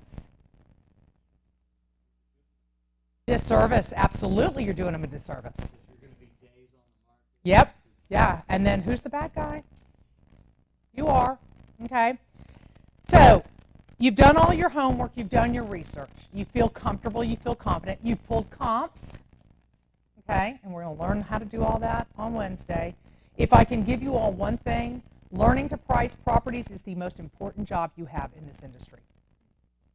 You laugh, and you're right, and I'm right, right? Yes. If you do not know how to price out a property for a buyer or seller, bye, go. Because you're not going to get anywhere, okay? The general public is looking to you to say, what is my home worth? There are some very savvy sellers that understand the market, but it's very few and far between. Your job is to present it to them, okay? So we've gathered all this information. We pulled our comps. You're ready to go. It's Monday. You're meeting with them on Wednesday. What can we do prior to going on the listing appointment? You've already done your CMA. You've already done it. You're ready to go, okay? What are you going to do prior to the listing appointment? What is something I would suggest you do? Get in your car and drive the neighborhood if you don't know it, okay? Well, if it's a neighborhood you don't know, you need to understand. So, okay, for example, I mean, I know this neighborhood, it's in Spring Valley, but I went early on the appointment, and I knew exactly, okay, he's within walking distance of the elementary school. There's a park across the street. Okay, I drove around to look for things like that. Okay, if you're going into a neighborhood, say Sugarland, and you don't know Sugarland at all, I suggest you do your research. Or Katy, Cinco Ranch, the Heights. Our city is so diverse, and I will tell you guys as new agents, and I still preach this, you go anywhere and everywhere your clients want you to go. Okay? I'm being recorded, so I'm not going to say what I'm going to say, but I go anywhere. Okay?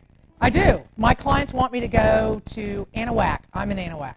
I don't know anything about Anahuac, but I'm going to find out. Okay? My business is 100% referral based. So I don't know where I'm going next. Okay? But if I don't know the area, I drive it. My listing in Katy, I know the area very well, but I drove it a day before I met with them to really understand the landscape. This is country property. To really understand the landscape. Sugarland, I have a listing coming up in Sugarland. I know Sugarland, not that great. I drove it prior. If I can't get there, I go an hour or two early and drive the area. You need to understand what's where, schools, how many houses are on the market in the neighborhood. You drive into a neighborhood and you see a lot of signs, you got a lot of competition. Yes, ma'am. Yeah. That could hurt them. Does that make sense? Does that answer your question? Absolutely. Yeah, is the house next door have a truck in the front yard on blocks? Does that make sense?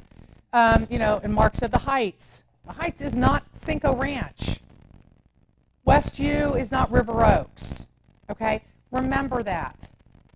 Our city is so diverse in landscape in terms of real estate. We're not a small town where everything is the same. Okay? So the first thing you want to do is really, if you don't know if it's your neighborhood, great, you should know it. Remember that. The neighborhood that you live in, y'all should be experts in your neighborhood. If you live in a neighborhood, and this would be good practice for y'all, I have a search set up through HAR for Lakeside Forest and Lakeside Estates. These are the two bulk of my neighborhood. And anytime anything comes new on the market or sells or goes under contract, I get an email. I know everything going on in my neighborhood. Number one, I want to know what my values are doing. Right now, my values are like this because of the flood. Actually, my values went up because I didn't flood. So, but I want to know what's happening in the neighborhood, okay? So that if somebody approaches you in your neighborhood, you can say, yeah, we've got a lot active right now, but stuff's moving, and it's moving pretty quick. Don't I sound like an expert? We've got 5, houses active on the market, but I've had 2 close in the past 10 days. I said, so our neighborhood's moving, it's cooking. Oh, I'll hire you. Be experts in your neighborhood. All right? Mark, you know your area really well. I know, that's why I'm teaching. Yeah.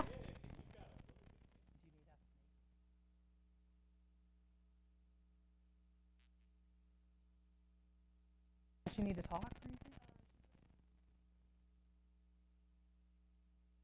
Can she come in at the end? Cool. Or do you want to come in now? Just send her over. I don't care. That's cool.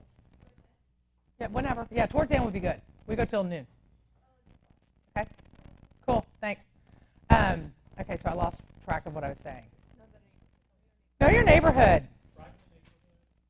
Yeah, drive the neighborhood prior that you're.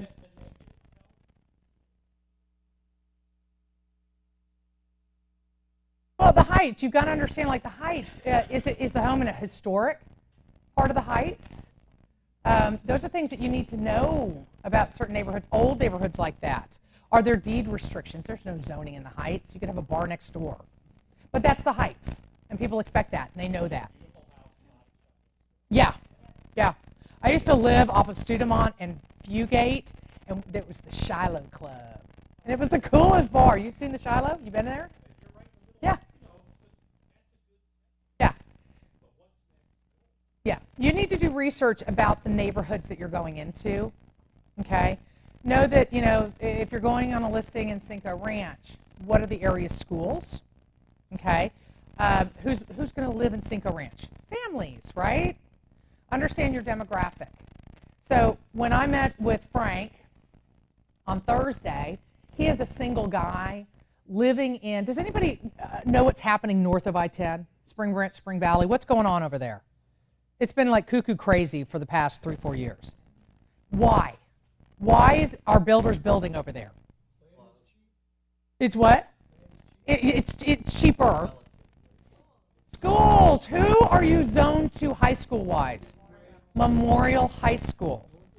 Yes. Yeah, it makes you valuable. Those are the kinds of things you need to know.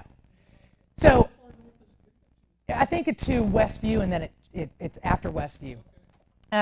But that's what's happening in Spring Valley, Spring Branch, is builders are building, people are buying older homes, redoing them, because they can send their kids to Spring Branch Independent School District, particularly Memorial High School, and they don't have to live in the villages to do it. Mm-hmm. Yeah. Yeah. Yeah. Yeah. Yep. Yeah. Those are the kinds of things you need to know. So I said to Frank the other day, I said, okay, let me ask you a question. How many families live in this gated community? He goes, a lot. I said, exactly. His goal was to get married and have kids in this house because he was zoned to the good Spring Branch School District. SBISD, is that what you were asking for? Spring Branch Independent School District.org or HISD, whatever. Yep. Yep.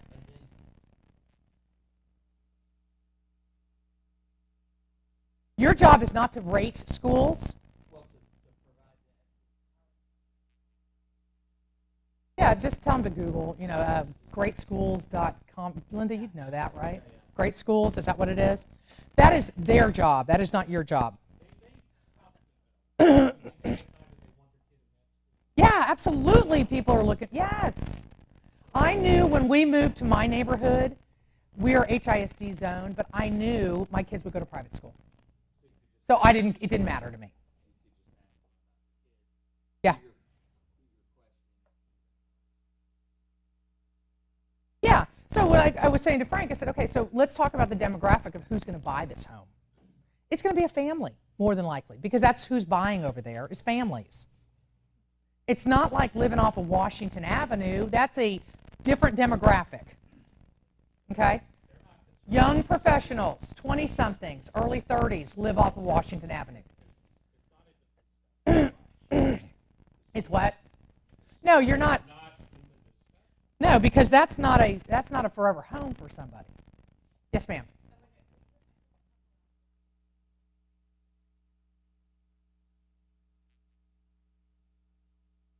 Yeah. Yeah. Yeah. So you need to understand where you're going in terms of the neighborhood. I highly recommend that you get out and look. If you've got time, go to some open houses of active listings in the neighborhood. Why would you go to a couple open houses of active listings in the neighborhood that you're going to sell in? Why? What does your competition look like? Absolutely. If I can do it, I will take sellers out with me prior to listing and take them to anything that's open in the neighborhood and say, come on, let's go look. Let's physically see what our competition looks like. What an advantage that gives. Because number one, a seller can see it firsthand. Wow, they've got a gorgeous kitchen. My kitchen doesn't look so great. I get it, Kelly. We can't price as high. Make sense? If you can do that, great. A lot of times you can't. A lot of times you don't have the time to do it. You know, that kind of stuff. But if I can do it, I do it with my clients. Particularly if somebody that I know is going to be a little difficult with me on price, I'll say, come on, get in the car. Let's go look at what's going on in your neighborhood. Okay? All right, so getting back. So we're getting ready to go on the listing appointment. I would suggest you drive the neighborhood if you don't know it that well. Okay, and y'all understand why, right? All right? I always drive before. I want to know what's going on. Because I love that I could look at Frank and go, you know what, Frank, what you've got going for you and families living in this neighborhood, the elementary school is a block away, that away. You got a park across the street. Perfect for kids. Does that make me look like an expert? Yeah. And I've done my research, haven't I? Okay? Really, do not go on a listing appointment without having done no research. Okay? Yeah. happens when somebody wants It happens. Can you come over now? Sure. And you just scramble and do what you can do. I would try to put them off. Listing that I'm listing in Sugar Land, he private messaged me on Facebook and said, hey, we want to get rid of the Sugar Land house. We've got our farm out in Elgin. Can you come by, tomorrow? I was in Bryan for a horse show, and I texted back. I said, I'm in Bryan. Give me some time to prepare. I want to make sure I pull the numbers for you. Let's meet later tomorrow afternoon. So I pushed it off, okay? But I found the time. I got up that morning, and I ran all my numbers. I didn't get home till late that night before. Ran all my numbers, and then I left early and drove the neighborhood. Try to push it off. If somebody wants to meet with you within an hour, I would question why. What are you on the run from the law? I would question that. I'd be like, listen, I need a couple hours. Let me prepare. I'll walk through the house with you, but I can't guarantee that I'm going to have numbers for you. Does that help you? Okay. It doesn't happen all the time where people just, hey, can you come over now? Okay. But it does. It'll happen. You'll get that. Okay. So we've driven the neighborhood. It's the day of the listing appointment. Dun, dun, dun. You're all ready, right? What are you going to take with you on the listing appointment? Comps. What else? What? The taxes. Pull the taxes. Yeah, that's what I do. You get the big gold star for the day. Yes. You're going to take a listing agreement with you and the IABS. Everyone know what the IABS is? You should know that. Yes, sir.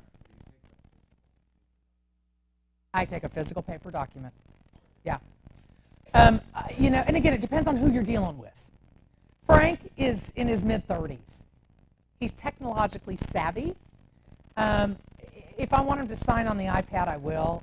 I personally, and I'm older than you, but I personally, and I don't care what age you are, I think paper is valuable. To be able to put it in front of someone and go, okay, here's everything about this contract, sign here, flip. Here's everything, To be able to physically touch it and look at it, I think is much more valuable than on a laptop or an iPad. Okay? That is my personal opinion. Okay? Yeah, absolutely. Yeah, question? Who had a question? Somebody? It is. You got to go old school sometimes, okay? I am not old school quite yet. Does that make sense? There are agents that are mentors of mine that have been in this business for 40-something years. They're old school, okay? And they remember the days when you had to print out listings on the dot matrix printers, is that right? And you tear them off, and there's no such thing as the internet. So they kind of go old school, but there are instances where you need to go old school. If somebody's willing to sign a listing agreement with me right then and there, Here it is. Okay. Do you like that? Yes.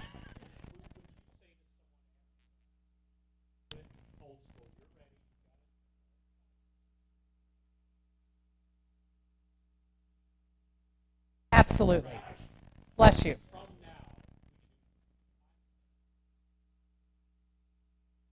Yep, yep, yep. Yes. Linda, yeah. Yeah, I mean, you're still signing everything. Now, I talked to a title, I had a closing like a couple months ago, and she said that some titles companies are going to start going electronic with everything. Yeah, I don't foresee that for a while, but everything's paper still. I just, yeah, the last car I bought, not this car, last car I bought, and I don't know, I have a Mercedes. It's very cliche because I'm a realtor, right? I have to have a Mercedes. And when I signed the paperwork, it was all electronic on his desk. It was the weirdest thing. And so, yeah, I would foresee that we'll probably end up going all electronic at the title company. But we will always have paper as realtors. I think it's very important when you're going on a listing appointment to have the listing agreement, the IABS, your comps. What else are you going to have with you? Let's say they want to sign right then and there. What's something that they need to physically fill out and you cannot touch? What form? Seller's disclosure. I always have my sellers fill out the seller's disclosure in front of me so nothing gets missed. I cannot tell you how insane it makes me as a buyer's agent to pull a seller's disclosure online for a listing that my buyers are buying and it's half complete. I will not let my buyer sign anything that's not complete. I'm very fastidious about that. That's my big $20 word for the day. Thank you. I am just, it drives me insane. My job is to give the buyer's agent everything they need to buy my home. Okay, bless you. All right, so make sure you've got a seller's disclosure. Listing agreement, IABS. Are you going to need a sign and a Supra? Not at that point. You really don't. Okay, why? You got to take pictures. The house may need work. Okay. I had, when we were going to sell our house years ago, my husband was going to get transferred to Florida. Crazy. I almost moved to St. Petersburg. Yeah, isn't that crazy? Aiden wasn't even born. That's how long ago it was. And the agent that I used, it's so funny, my husband and I were talking about the agent that we used to buy a house we're in now. She was terrible. I go back and the things she did, she should have never let us pay full price for this house. It'd been on the market 100 and something days. And she just let us pay full price. And it just was terrible. I just go back and I go, she was an agent. She was not good. But whatever, it is what it is.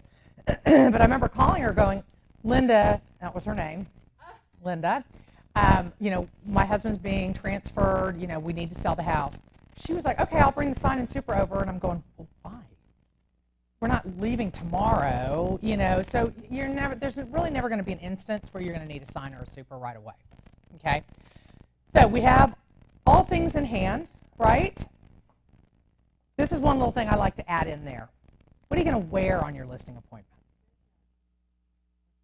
Yeah, keep it. You don't have to look like a banker, ladies. No offense to anybody in the banking industry. But, you know, don't look like you're going out clubbing, okay?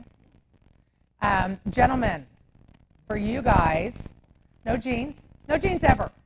Ever, ever, ever. No shorts. We don't live in the Bahamas.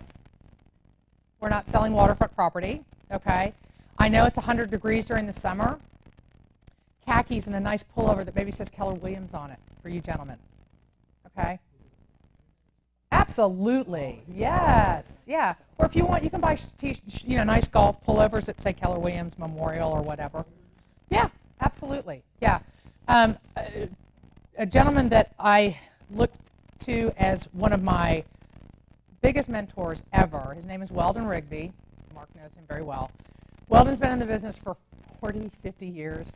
He is the patriarch of real estate. He's the coolest guy ever. He is old school. He wears a coat and tie to the office every day. He's the king of Tanglewood. That's where he lives. That's where he works. He goes out in 100-degree weather in a coat and tie. Doesn't mean you have to, but keep it professional. Okay? I would wear this on a listing appointment. I don't look like I'm going out clubbing. I look stylish, blah, blah, blah, blah, blah. Y'all might not agree. But you know what?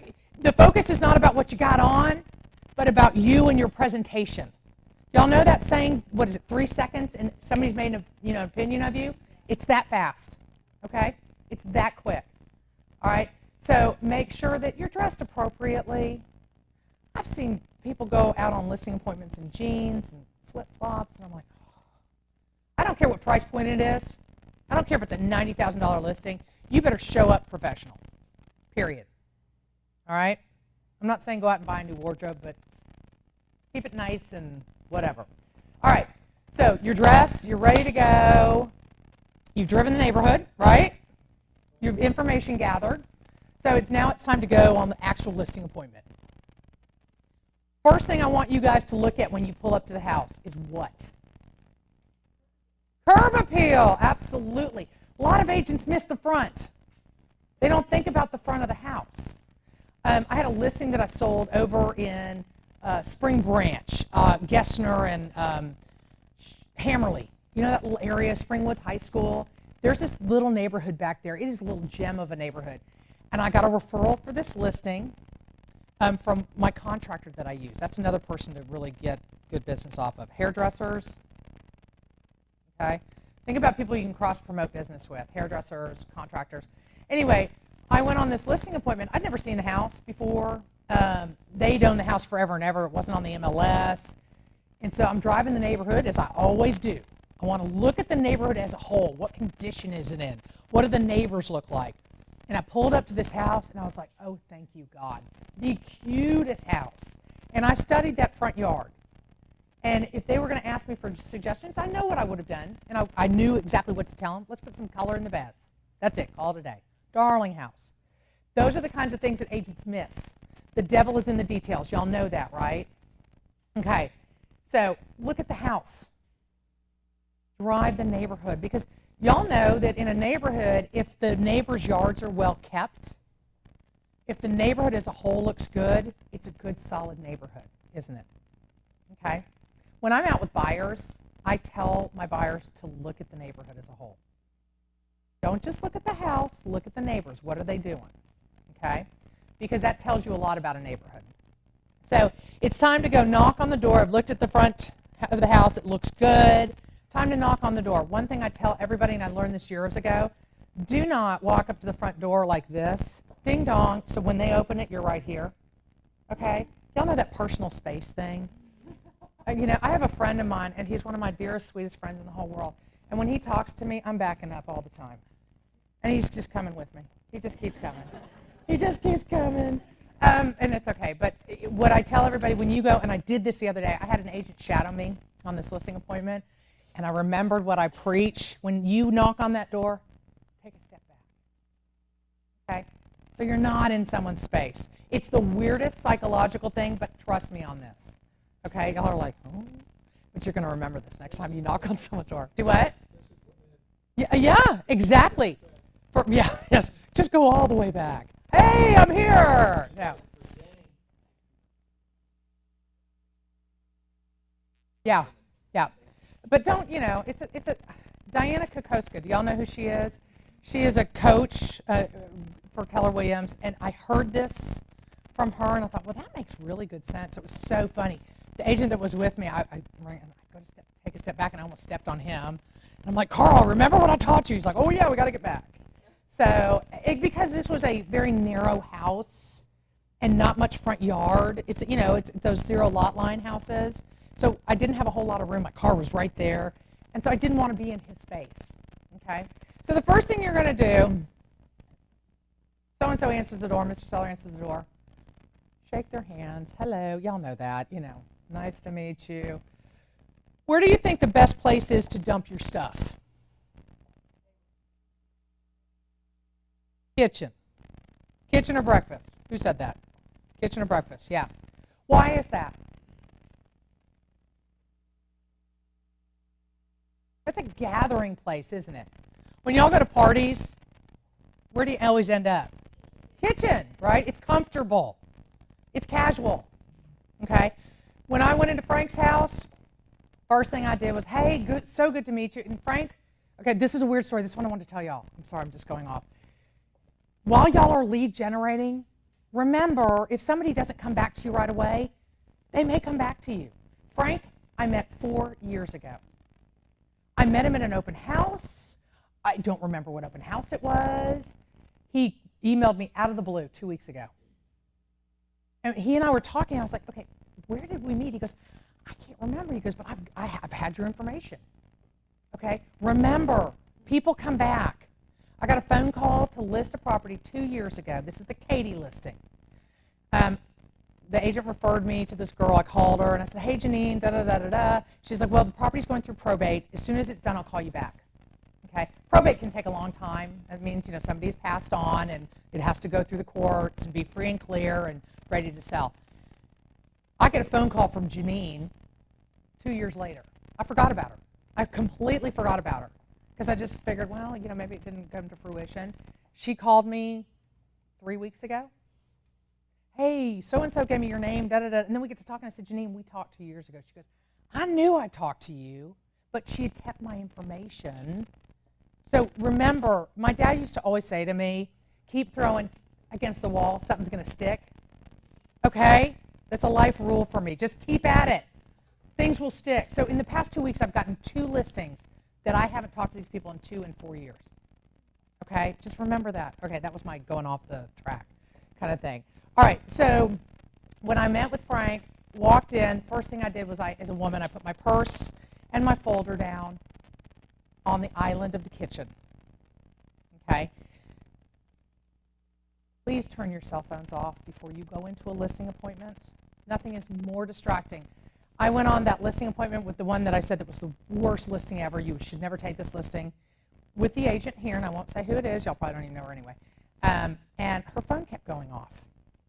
And I'm trying to talk to the seller, and I finally looked at her and I said, turn your phone off. Very distracting. When you're in the rhythm with somebody, you ever talk to somebody else? Okay, I love you iPhone people. I'm not an iPhone person, but your damn watches drive me insane. Every 5 minutes. I think that somebody has to be somewhere. Okay? So seriously, if you're an iPhone watch wearer, do you have yours on? You have yours on right now. Yeah, hello. Do not, what's that? Oh, that's an Android, isn't it? Okay, whatever.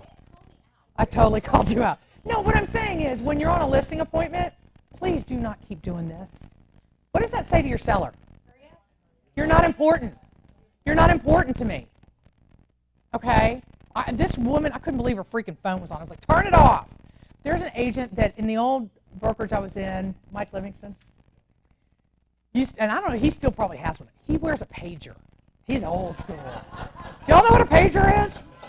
Come on, you're young. Pager? He has no clue. I love it. So remember what doctors used to wear and they'd look at a number? That's a beeper. Pager, beeper, whatever. Yeah, And so Mike Livingston did? Great agent. He's an awesome agent. Nice guy. Did he have his pager on him? Did it go off? It did. He will stop what he's doing and take a phone call. Did he do that to you? Thank you, God. I have somebody to totally verify my story. He's a great agent. But how did that make you feel? Absolutely. Y'all hear that? Like he had something more important to do. When I am on a listing appointment, it could take an hour, it could take 2 hours. My phone is in my purse. I don't look at it. Oh, God, I see that light beep, and that means I got a message. I want to look at it. I want to look at it. I don't. I bury it in my purse. I do not pull it out. Okay? That seller is the most important 2 hours. Am I busting you a lot? I'm busting you, aren't I? Yeah, don't ever do that. No. That 2 hours with my seller, they are the priority. Okay? Yes, Mike Livingston is the anomaly. He's the weird rule. He's very successful at what he does, but I've seen him do it. Hold on, I got to take this call with his pager. I don't know if he still has it, but he had it, 5 years ago. Yeah, God love. I think he's the only person in America with a pager. Anyway, turn your phones off. Okay? Really important. So you put everything down, and every case is different on how you kind of approach a seller. When I met with Frank, I put my stuff down. I said, okay, so talk to me. Tell me what's going on. because we were just emailing back and forth. He literally emailed me and said, hey, I'm thinking about selling my house. Can we get together this week? I emailed him back, how's Thursday work for you too? Good, I'll see you then. Boom, boom, boom. That was it. I really had no backstory. We're going to pull Frank's property on Wednesday so you can see how I knew kind of some of the backstory. So the first thing out of my mouth was, so tell me what's going on. Why are you wanting to sell? I didn't, we didn't talk on the phone, so I didn't gather that information. And he basically told me, he goes, look, I bought this house with my girlfriend with the intention of getting married and having children, blah, blah, blah, blah, blah. And we broke up. I bought the house from her. I'm not in a hurry to sell, but it's too much house for me. It's just me in this big old house. And I really, I've changed. He's an attorney, but he's branching into other businesses. So his business has changed, and he wants to be more downtown. He's 30-something. So he wants to be in that hipper demographic, if you will, to hit his business needs. So that was the first thing I did, was we just talked. I said, okay. And I said, you want to talk price now, or do you want to walk? He said, let's walk the house. Let me show it to you. Numbers on paper are one thing. Remember this. This is my nugget. Numbers on paper are one thing, but until you physically get into a home, those numbers could go up or down. Does that make sense? That value that you put on a property, okay? I looked at his property, and I saw that $590,000 comp that sold around the corner, and I couldn't pull his original listing on the MLS because he and his girlfriend built this house. It wasn't even on the MLS. I had no idea what it looked like. And you will have situations like this where you go into properties that you have no idea what they look like, okay? So in my mind, I'm thinking, $599 is probably where I'd list him, but that's on paper. So I said, let's walk first, and then we'll talk price. Always walk the property first before you talk price. Why? So you know what shape the property's in, okay? So we walked upstairs. He's got beautiful hardwoods throughout. It's a pretty basic David Weekley build at that price point with the nice high-end finishes. He's got a great open kitchen. But what really sold me was his master bath. They did all the upgrades. Beautiful. Double bathroom with the rain shower heads. Just gorgeous. They did the utility room upstairs off the master closet, so all the bedrooms are upstairs. Just really smart the way he did it. And his upgrades were good, finishes were good. So by the time it was said and done and we got downstairs, I jumped him up to about 6.25. Make sense? Okay? And we're going to talk about this on Wednesday when we're pulling comps. You're going to look at you're going to get so tired of looking at houses, it's going to make your head spin. But you've got to do your research, okay? So we sat down, and I said, all right, let's talk price. And that's when he was like, well, what do you think? And I'm like, well, I will tell you what I think. This is where you guys have to be confident, especially when you know you're going in, to have to say to somebody, your house is not worth what I think you think it's worth. Because trust me, in small communities like that, neighbors are tight and they talk. And people know, who sold for what and da-da-da and yada-yada and all that good stuff. Now, he did not know about the $590,000 that had just closed, and that's what kind of he went, oh, that's going to kill me. I said, yeah, it is. So we sat and talked price, and then we came up with a game plan, okay? He's not ready to sell his house right now. He wants to look at possibly leasing the house. You guys need to have this in your arsenal. If you don't want to sell it right now, what about if we leased it for a year to see what the market does? Does that make sense? Okay? To get him away from that $590,000 comp that's killing him, what if we lease it out for a year? Do you understand why I would do that? Yeah? Okay, good. Okay. But again, and this will come out of my mouth, and this is what I say to all my clients. I don't have a crystal ball. I don't know what the market's going to do in a year from now, but we can try it. Okay? I had a listing out, the house that I could not sell until Harvey, my Cinco Ranch listing, had it on the market. The market was seller's market, then it started going into a buyer's market, and we missed it. So we put it on the market. We just couldn't get it gone. So we decided to lease it for a year, just to see if we could, if the market would come back a little bit. We leased it for a year, got great tenants, and it alleviates an additional mortgage and taxes for your sellers. Does that make sense? If they've got, some sellers are going to, be holding 2 mortgages at some point. But anyway, long story short, we leased it for a year, and then we ended up selling it. But, I will always ask, those kinds of questions, and I will make sure that I understand everything so that I can give him a good game plan. So the way I left it with Frank is that I'm pulling everything, and I've already done this. I've pulled everything that's leased over in that area for the past 6 months so he can get an idea of what lease properties sell for over there. And they're typically $4,000 to $5,000 a month, okay? Typically expats, y'all know what expats are, people that are coming in from out of the country, oil and gas. And, I've given him that bit of information so that he can determine, okay, maybe I'll just lease for a year. I'll take a $4,000 to $5,000 lease all day long, wait a year, and then I'll have another listing in a year. Make sense? Okay. He hasn't decided what he wants to do yet, but that's how we left it. Okay. There was no listing agreement that was signed, but the first thing I did when I got back to the office was dropped him a quick email and say, hey, it was so good to see you. I'm glad we reconnected over 2 years. He's not talking to anybody else. I'm his go-to girl.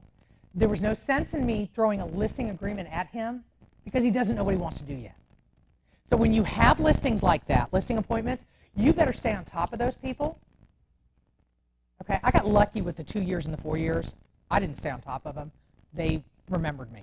I thought it was really weird, and my oldest son gave me the nicest compliment. He said, you obviously made a very good impression. I was like, oh, how much money do you want? Really? What do you want? Dang. Well, Mom. But remember that if you're going to go on a listing appointment, make sure that you stay in touch. Okay? You should immediately after you're done, drop an email, a text, a phone call, whatever you're comfortable with. It was great meeting with you. I would love to list your home. Now, I don't go on a lot of listing appointments where I know I'm competing with other agents. It's very rare. That's just how my business is built. It's all referral. If somebody says, use Kelly, they use me, typically. But if you all know that you're going in on a listing appointment where there's other agents, and I would ask, are you interviewing any other agents? Why would I ask this? Bless you. You know you've got competition. Now, don't let that throw you off in your head, okay? I went on a listing appointment. Which one was it? I can't remember. And I knew I was competing. Oh, it was my Oak Forest listing. And I don't know why it freaked me out. She was like, well, we're interviewing other agents. And it was a referral. And I was like, oh, okay. And all of a sudden I was like, holy, I got to really do my homework. And I got all freaked out about it. Sharon will teach y'all on Friday. Ask Sharon about it. She was like, I was a total mess. Like I'd never gone on a listing appointment before. But what I did, and if you know you're competing, you go in first. Statistically, it is proven that if you're the first agent in, you will get the listing. Bless you. I was supposed to go out of town. And on Friday, remember when the hurricane came through and hit Louisiana? Whatever, some big, whatever. I was supposed to go to Louisiana, and so I talked to them on a Wednesday, and I was leaving Thursday night to go to Louisiana, or I don't remember what it was. And I was like, you know what, Kelly, you better get in before you leave. Get in to see these people. I knew that they were interviewing other agents. I said, okay, guys, how about Thursday? Well, we both work. We won't be home until 6. Is that okay? I said, sure. How about 6:30? You got to go on a late appointment, you go on a late appointment, okay? And I know some of us have kids and all that good stuff. Make arrangements. I am so glad that I went over there at 6:30 at night. I spent an hour and a half with them. They didn't even interview the next guy the next day. They called me that morning. She called me that morning. She said, we were so impressed with you. We are not going to interview anybody else. We want to go with you. I know you're going out of town. Can you come over, before you go so we can get the listing paperwork done? Absolutely. Okay? I'm so glad I did that because I guarantee you I probably wouldn't have gotten the listing if I hadn't. Because I knew that they were interviewing an agent that does a lot of listings over in Oak Forest. Why wouldn't they? They see a sign everywhere. Okay? So remember that when you go in. Ask, are you interviewing other agents? I would love to get in and see you guys first. Okay? Questions about that? Every listing is different. Yes?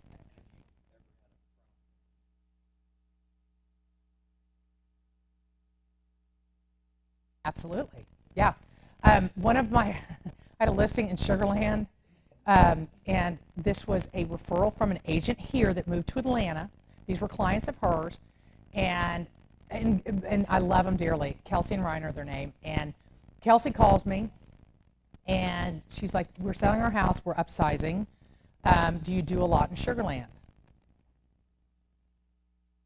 Sure, absolutely I do. Yeah. Got a lot of buyer sales in Sugar Land. No, I really don't, but yeah. Well, no, it's not really. I mean, I do. I mean, I've sold stuff in Sugar Land before. Yeah, I'm real familiar with the city. La la la la la. And to answer your question, this girl is 27 years old. She was grilling me like nobody's business. I'm going, how typically do you sell your listings? And I said, well, it just depends on the market. Da da da da da. What can you bring differently? And you're going to get that question. Well, if somebody asks me that question, and again, if you are not confident in what you're doing, role play with somebody else. I'm very confident in what I do, but I've done it a long time. It's hard when you're brand new, okay? If somebody were to ask me that question, and she might have asked me that, what are you going to do differently for us, blah, blah, blah, blah, blah. I go through my whole spiel of how I list a property, that I do all the marketing, we'll have open houses, I will be in constant communication with you. My business is 100% referral based, so I'm not lead generating 24/7. I have time for you. Does that make sense? I mean, it's, I have a marketing department. I've been in the business for 13 years. Now, it's harder when you're brand new. But remember, y'all have the backing of Keller Williams behind you, okay? You have a tremendous resource here in the office, all right? You've got coaches, you've got mentors, you've got ALC. What were you going to ask?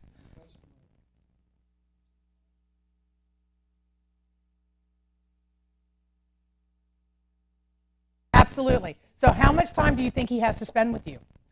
I was competing against an agent by the name of Michael Silva from John Doherty, and he does a ton in Oak Forest. You know who it is? You know Michael Silva? You see his signs. And I thought, I'm going to assume that that's who I was competing against, because she was like, well, we're interviewing another agent that does a lot of business in the neighborhood. And that's where you've got to mentally just go, okay, fine, I'm going to go in there. I went in there guns blazing. I'm going to get this flipping listing because I'm good at what I do. I'm not Michael Silva. I don't do a ton in Oak Forest. I'm familiar with Oak Forest. I did a lot of research, so I can spew stuff out. I know what school you're zoned to, blah, blah, blah. There's 12 active listings, blah, blah, blah, yada, yada. I feel like I would rather not get a listing but go in there with guns blazing, knowing that I did a spectacular job, than going in there going, oh, I'm going to get beat out by Michael Silva. Okay, okay, I think that's just my personality. I'd rather go in big and not get it than be intimidated. Now, if they're going to ask me questions like that, that's a perfect answer.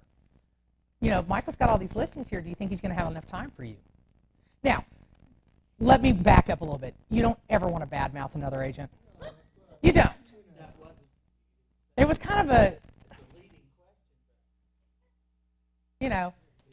I'm sure Michael's a great agent. However, he's got a lot of listings. I have some listings. I don't have as many as him, but I'm going to give you 110% of my time. How's that sound? I can guarantee you're going to get 110% of me. Okay? Is that? Yeah, you're going to get those kind of questions. They're just going to happen, particularly as a new agent. It's going to happen. Well, what kind of experience do you have? Well, I haven't sold anything in Oak Forest, but I am very familiar with the neighborhood. I can tell you off the top of my head that there are 20 active listings just in a 3-mile radius alone. You've had 10 sold in the past 12 days, so things are moving really actively. Y'all are zoned to the best school district in Oak Forest. Blah, blah, blah, blah, blah, blah, blah, blah. Does that sound like I know what I'm talking about? I don't sell in Oak Forest. I've never listed a property in Oak Forest. I've sold some properties, meaning buyer properties, but, I went in there with that.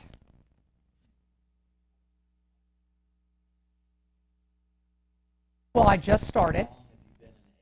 Okay, I just started in the business. However, I have an extensive sales background, which you do, and some of you may not have an extensive sales background. I'm brand new to the business, but I have a mentor, I have a coach. Our office is the biggest Keller Williams in the city. I have a massive amount of support at my office. Yeah. I've got extensive training. That's where you've got to find something to back you up until you can prove yourself. Okay? Yeah, talk about Keller Williams. That's why I tell you guys, go to the Power Lister course, because, Mark, I may make you go to my office. I have a listing presentation. It's kind of to the right of my computer. You'll see my face on it. There's like 2 of them, I think. Grab those. My office is open. That's why I say if you're going on a listing as a brand new agent, using a listing presentation is so valuable, you guys. And if Mark can find it, you can flip through these and look at them. It gives you all this great information about Keller Williams. You can put in there, this is what I'm going to do for you. Yeah. That's why I tell you guys, you better be prepared. It's like studying for an exam. I'm not kidding.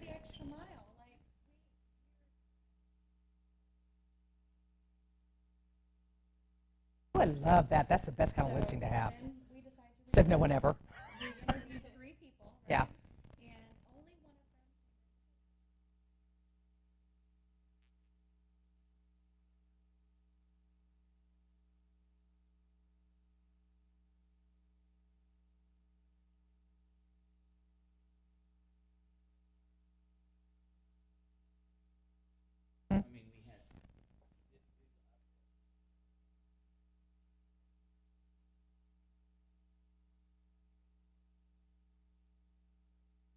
And we're going to talk about that. Yeah, we're going to talk about that. So let's talk about actually physically walking through a house. Mark probably can't. Oh, maybe he did. Wait. Actually, that's a flyer. You grabbed a flyer too. Okay. Yeah, I'm going to just pass these around. This is a Power Lister presentation. And as you can see, thank you, Mark. I would go to a listing appointment with this. I went to the Oak Forest listing appointment with this because I knew I was competing. I put it in a pretty little red folder, and I said, look, when you have a minute, here's a little thing. This talks, it's a template. This is everything about Keller Williams, the Keller Williams story. I put their address on here. This was actually Elmgate. This was a different listing. Their address on here, you just plug it in. There's the benefits of working with a KW agent. A lot of people read this stuff, you guys. I put this presentation together for you guys. There's me and my little, about me kind of thing. I need new headshots. I gotta get new headshots. My headshot's old.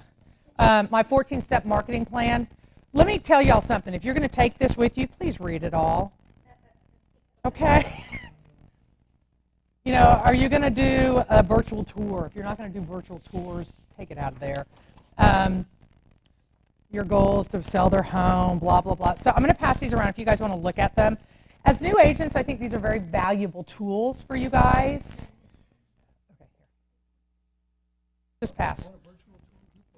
You do. Unless your clients will pay for it. And we're going to talk about that here in a minute. And on Friday, you're going to have Sharon. She's a pit bull with lipstick. I'm just fair warning y'all. Okay? Am I right? Pit bull with lipstick? Yep. Sharon's my mentor. Okay? She's going to do marketing your listing. Okay? So today we're talking about how to get the listing. We're going to price it out. She's going to do marketing, how to market your listing. Okay? But let's talk about 2 things I want to talk about. We're going to talk about commission, because that's always the big elephant in the room. And we're going to talk about when you walk through a listing and people want to know, what should I do to my listing? Okay? Because that's going to happen, ultimately. So when you walk through a house, and when I walk through Frank's house, he doesn't need to do anything. It's beautiful. I mean, it's gorgeous. He's got dog hair. Just, vacuum that up, whatever. The listing that I'm taking out in Katy, this is the one that is an estate sale. They had tenants in there right after he died. And when I drove by there before the listing appointment, I drive up to the gates and gated. It's 8.5 acres. Beautiful house, pond, this huge warehouse. He had custom cars. He's got this lift. It was the coolest thing ever. I can't wait to sell this property. But anyway, I'm driving around. I thought, I'm going to go look at this house. I pull up to the gate, and there's an eviction notice on the gate. What does that tell me about the potential condition of the home? I'm going, oh, God, because if tenants are getting evicted, chances are that they've trashed the house. It just is what it is. So I went out there last Saturday, and I was pleasantly surprised. The house was actually in decent shape. The tenants were friends of the ex-wife who's kind of handling the gentleman's executor is his sister in California. It's kind of complicated, but you need to know all this so you know who you're talking to. Anyway, long story short, these were friends of hers. They just never paid their rent, but they took good care of the house. Go figure. So first things first, we walked the house, and we walked every room. And when I'm walking a house, and I'm doing this for theatrical purposes, I'm looking down, I'm looking up, I'm looking in corners. Why? What am I looking for? Cracks, stains.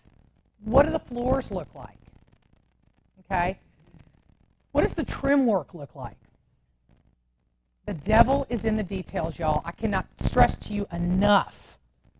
All right? A dirty house will never sell.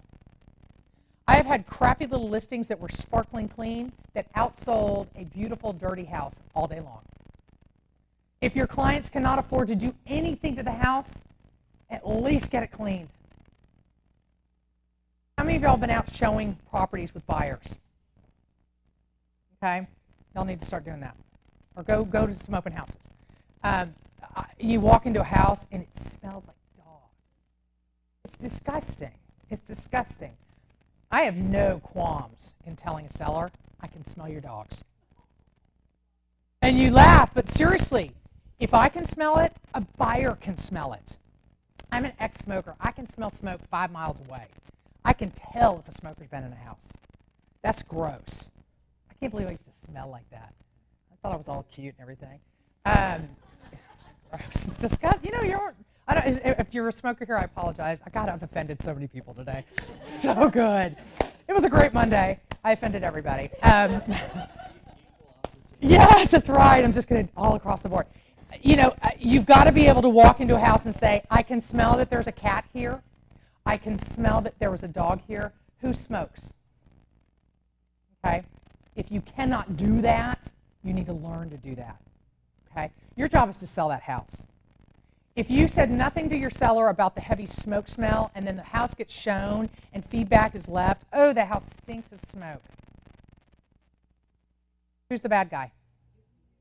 Absolutely. So let me get back to the Katie listing. So it's vacant. We walk through it.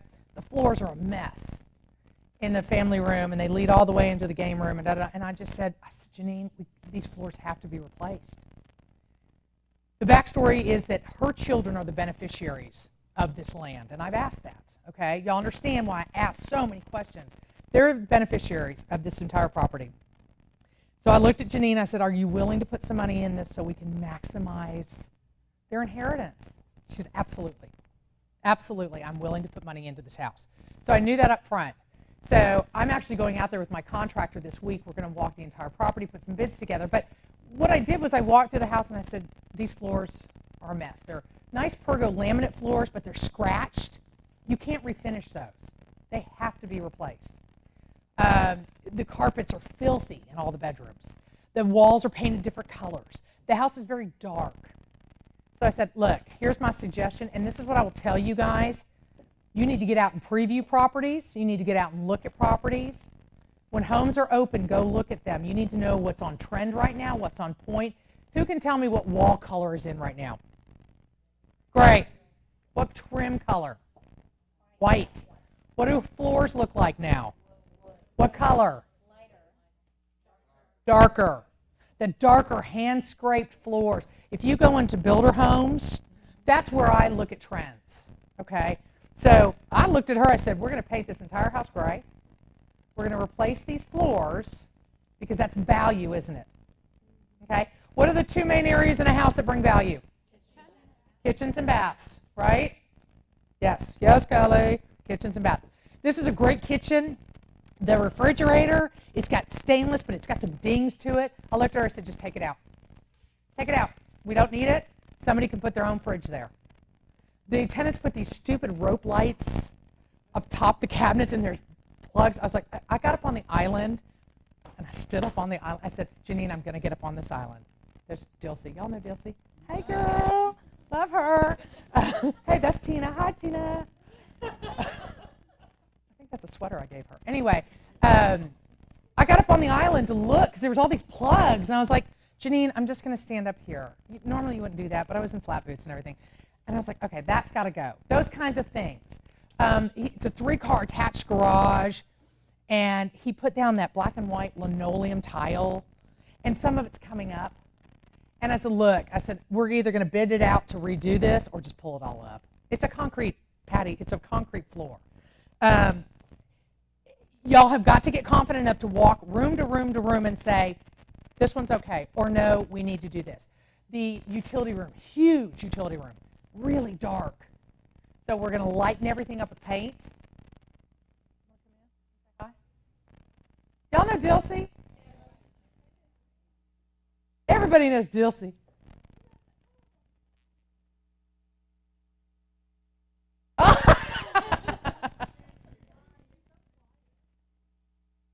No, she's so quiet. Dilsey and I are neighbors. Our office is next to each other. It's really loud. Really loud. We can hear each other talking. Yeah.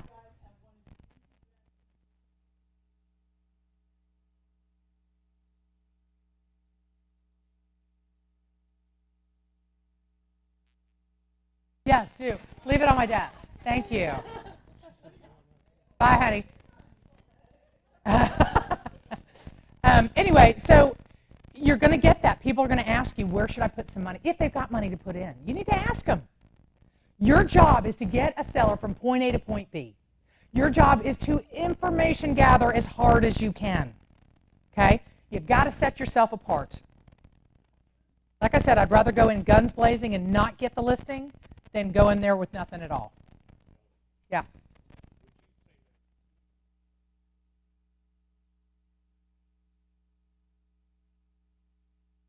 Well, and we'll talk about that in terms of pricing. If you're going into a house, and I'll address this on Wednesday for sure. If you're going into a listing that you don't know what it looks like, and that's going to happen, and it's an older house, I go in there with comps low, medium, and high. Higher comps are better condition, obviously. HGTV ready. Y'all know what HGTV is? You, young guy? Young gun. HGTV. Oh my God! Home and Garden Television. Watch it. That's your assignment. And I want a full report on Wednesday. You're going to tell me who the Property Brothers are. HGTV ready. If your home is HGTV ready, Joanna Gaines, you're going to be worth more money. Okay? If I'm going into a home and they don't have a budget to do anything, the first thing out of my mouth is, let's get it nice and clean. And I tell all my sellers that. The home will be professionally clean before we list. Okay? Now, I will tell you all a funny story. And people ask me, do you pay for that? I let my homeowners pay for it. But with my Oak Forest listing, I wanted the listing so bad. I was pissed. I was like, I'm not competing against somebody else. I am Kelly McQuerry, and I don't do that. And I was like, no, I'll take care of the cleaning. I'll get it clean for you, which I'm happy to do that. I called like Molly Maids or someplace. They show up. This is a 1,400 square foot house, vacant. You know which story I'm going to tell you. You saw it on Facebook. I know you did. 1,400 square foot vacant home. It's 3 bedrooms, 1 full bath, and a little half bath. They wanted $550. These sweet ladies came in with their buckets and everything, and I was like, well, how much? She goes, we're going to be here all day. It's going to be about $550. I said, you know what? Pound sand. No, I'm not paying you $550. So guess what I did? Hell yeah, I cleaned it myself. I went to Kroger down the street, $50. Get on my Facebook page. I posted that. I took a picture of my cart with all my cleaning supplies. I wasn't in these. I was in like some really cute wedges, and like white jeans. And I did. I spent 3 hours, cleaned it, cost me $50, and it's sparkling clean. And I posted it on Facebook. Because sometimes you got to go that extra distance. Okay? Yeah, no, I'm not kidding. I posted it. I'm like, sometimes you just got to do what you got to do. I did. I said, just be prepared. Yeah, every once in a while. I did it with one of my other clients' listings. Yes, sir. No, it was vacant. Vacant. They didn't know, and they won't know. I hope they don't know. I don't care if they know. They're going to be like, damn, she went the extra mile. You know, no, it was vacant. They moved out. But, I mean, I just couldn't justify paying $550 to these little women when it took me 3 hours to really clean it. It was vacant. Yes, ma'am. Yeah. I don't do anything until the listing agreement's signed. Oh, no, I was not rolling up my sleeves. I offered at the listing presentation when I went to get the listing. Okay? Now, I will tell you guys, I pay for all the marketing, so I pay for my flyers. Now, you guys, we subscribe to Circle Picks here, which is a program. Y'all need to learn about it. You pay for it. It's already part of your agent bill. You can print flyers free off of Circle Picks. And this is actually one of them right here. If you guys want to pass these around, it's just a basic, if you can just pass. It's a basic. This is my Oak Forest listing. This is the one I cleaned myself. It was hilarious. I called my husband. I said, yeah, I'm going to the store. I'll be home in a few hours. He was like, are you kidding? I said, nope, I'm going to clean this sucker myself. He's like, why can't I get you to do that at home? I'm like, come on. To kind of go back to Mark's question, you know, every listing is different. So my clients and Katie are willing to put money in, okay? I have a listing that I'm listing up north. It's about a $200,000 listing that's coming up.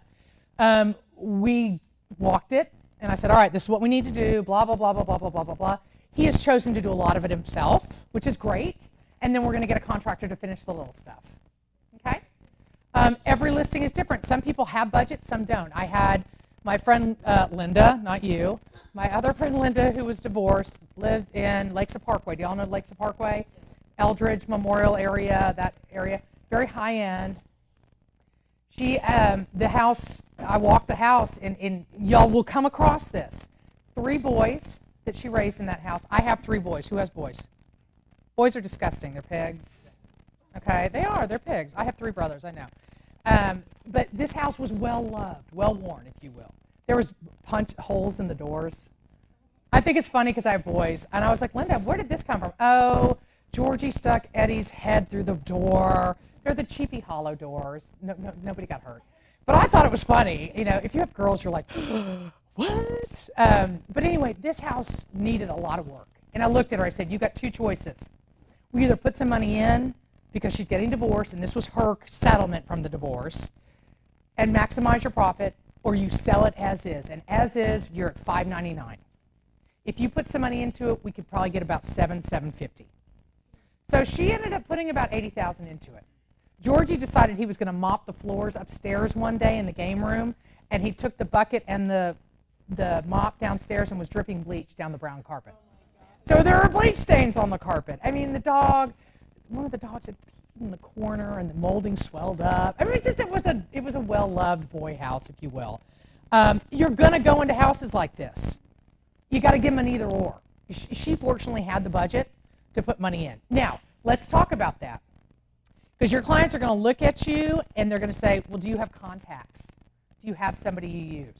You need to find people, okay? And remember that those people represent you. I have a contractor that I've been using that I'm just about to cut to the curb. He's slow. He's made 2 of my clients very angry. The listing up north that I'm about to list, he came out 2 months ago to give us a bid to do all this work. He's never gotten my clients a bid. Talked to him the other day, and I said, if you can't do it, you need to tell me now. I can't do it. And so I just said, you know what, I'm done. Find somebody else. So people will ask you, who do you use, blah, blah, blah. You are not a contractor. You do not hire anybody.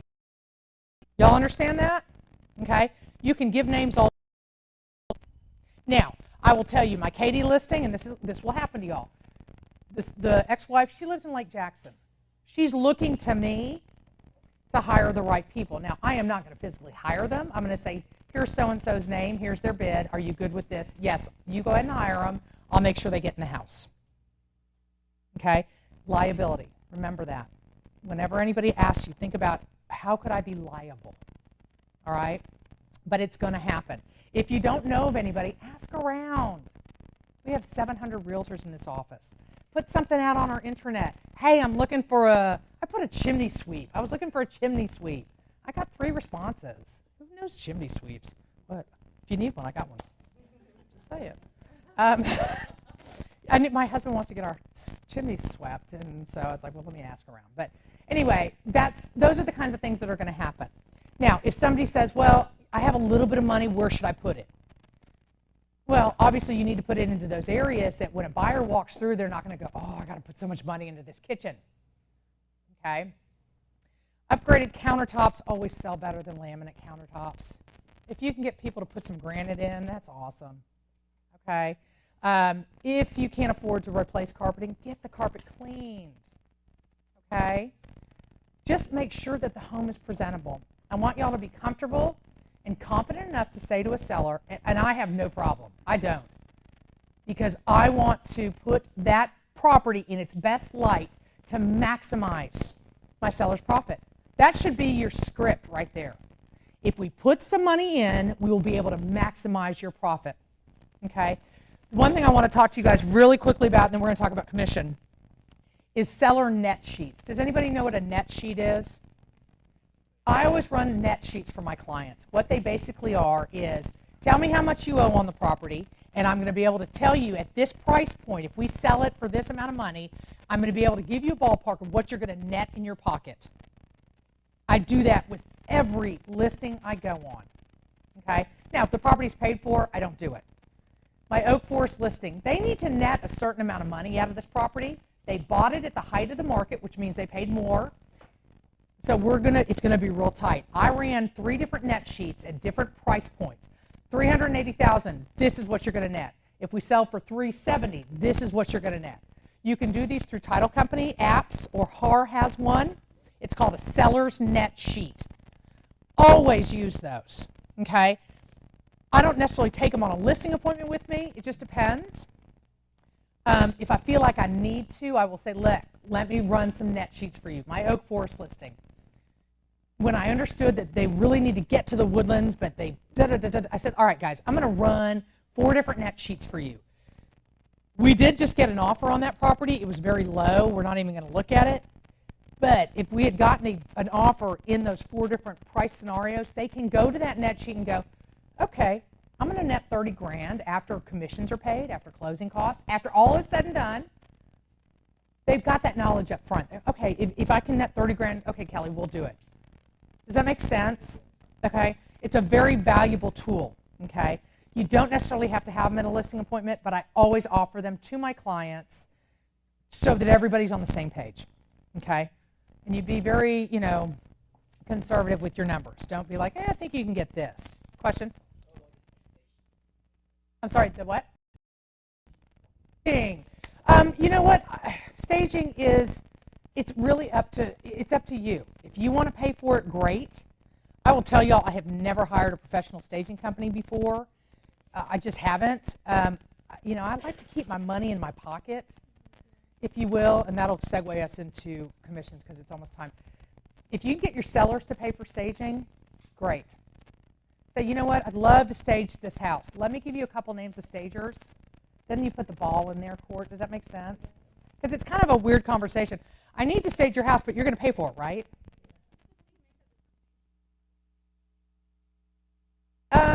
It's based on just walking into it. I mean, if you've got a big vacant home that's like a sea of neutral, staging a couple of rooms really helps, okay?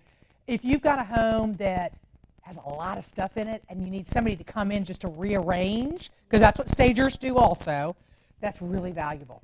Decluttering. And Sharon's going to talk to you guys all about that. Decluttering a house. As far as I'm concerned, the only thing I pay for is my photography and my marketing. Okay? This is my little nugget to you guys. How many of you have been perusing HAR looking at properties for people? You come across the sideways picture yet? Yeah. Or wait, what about this one? Where you can see the agent in the bathroom mirror. Yeah. Okay, that drives me freaking nuts. It drives me insane. Photography is expensive. I get it. But I do nothing but have my listings photographed professionally. If you can afford it, please do it. I don't care if it's a lease for $1,500 a month.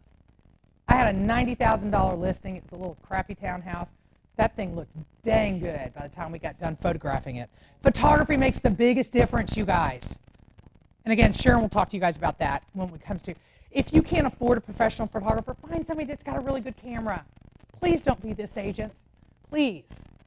The sideways picture. I love that. That just cracks me up.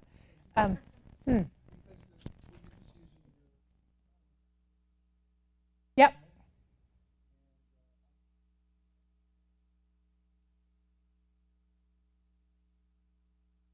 Oh, yeah. Yeah, they know exactly how to shoot. The lighting is key. Yeah, yeah. My Katy listing, I will have drone photography done on that because it's 8.5 acres. I want aerial photography done. So I'm going to pay for that. I mean, but you're talking $950,000. That's a little tiny drop in the bucket when I get that big old commission. That little investment is worth it, you guys. It is worth it. Like I said, if you cannot afford professional photography right away, find somebody that's got a good camera, that knows how to use it. Yeah. And that's part of my listing presentation. I professionally have your home photographed. Like Katie, I said I will have drone photography done. Y'all know what drone photography is? Aerial photography, because it's that kind of property. If it was a 3-story townhome, I might do the virtual tour, the walkthrough. Very cool. I don't have a listing that is good for that. But I tell my clients, this is what I'm paying for, and that leads us into commission. Okay? So what's the standard commission in Texas? What's the whole commission? 6%. Okay? 3% to me, 3% to the buyer's agent. So you're going to get this question in your lifetime. If some of you seasoned agents haven't already gotten it, will you cut your commission? How do you respond to that? No is an excellent answer. I've done that. There's 2 schools of thought. I will splitting out. They've upped it to like 64. That's ridiculous, but whatever. And then I talk about I got to pay taxes. I'm an independent contractor. Y'all realize this. You are an independent contractor. You have to pay taxes on your earnings. Okay? Then I have to split with my broker, and that's a 70-30 split. I have no problem telling people what I do. Okay? And then I have to pay for my coach. That's another 10%. So by the time it's all said and done, I probably am going to make maybe 1%. That shuts people up real fast. The other thing that I have no problem saying is, look, let me ask you a question, Mr. Seller. If I asked you to go into work tomorrow and do exactly what you do, but for half the pay, would you do it? Point taken, right? Yeah. You've got to fight for your money, you guys. This is your livelihood. We don't have salaries anymore. If you came from corporate, you don't have salaries anymore. Okay? I have worked on commission most of my entire life, so I understand it. You have to fight for your money. Now, I will tell you guys, my Oak Forest listing, I gave them a break because I'm going to help them on the buy side. And I know I'm going to get 3% on the buy side. And I know that their margins are tight, and they're a lovely couple, and I want to help them out as much as I can. They're young, they have a baby, they're moving to the Woodlands. That is my personal choice. You can choose to do that or not. I know of an agent in my old office. She lists properties for 1%. That's all she does. You know who I'm talking about? Yeah. And that's all she does. And I'm sorry. That's great and dandy, but for 1%, what kind of service are you getting? You're getting 1% service. Absolutely. You know, and you need to back it up and say, listen, you know, I am... I told somebody the other day, I said, I'm very good at what I do. You're going to get your money's worth with me. We will sell your property. I will always have a game plan for you in terms of, okay, it's time to reduce. What do we need to do? Da-da-da-da-da-da-da-da. If you sell yourself hard enough, nobody will ever ask you to discount your commission. But again, they always do. Not all the time. Yeah. I do not discount on the buy side. Does that make sense? You don't ever do that. I will tell you, as a buyer's agent, if I'm looking at property and I'm going through and I see 2%, I'm like, buy. I don't show a property for 2%. What, bypass that property? When I've got 40 other listings I can show them at 3%, I bypass that 2%. I won't show it. That's just me personally. I think that's crappy. I think that's greedy seller.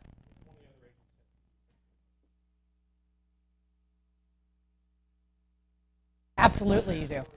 The buyer's agent is bringing you the buyer. And that's what I tell my sellers. Look, I'll take the hit. I'll take it. Yeah. Yeah, I will. But well, with my Oak Forest listing, I told him, I said, I'll do it for 5%. I'll take the 2. I'll give the 3. I said, I will never discount the buyer's agent.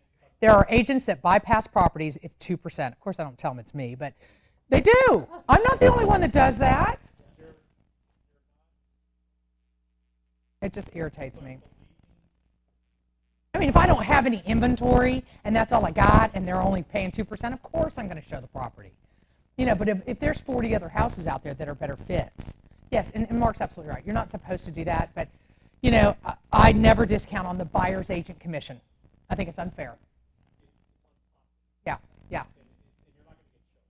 No, I'm not the only agent that'll bypass a property like that. You know, yes. Let me tell you, I sold my very dearest friend Ian and his wife Ann a property, and it was a for sale by owner. They used what we call a storefront agent. They probably paid this person, and they were in Dallas. They probably paid him $1,000 just to put it on the MLS, and she only offered 2%. That was the property they bought, and I kept my mouth shut, and I never said a word. I took the 2%. Now, in the buyer's rep agreement, it states, that's Daniel, y'all. Hey, Daniel. It states that you will get 3%.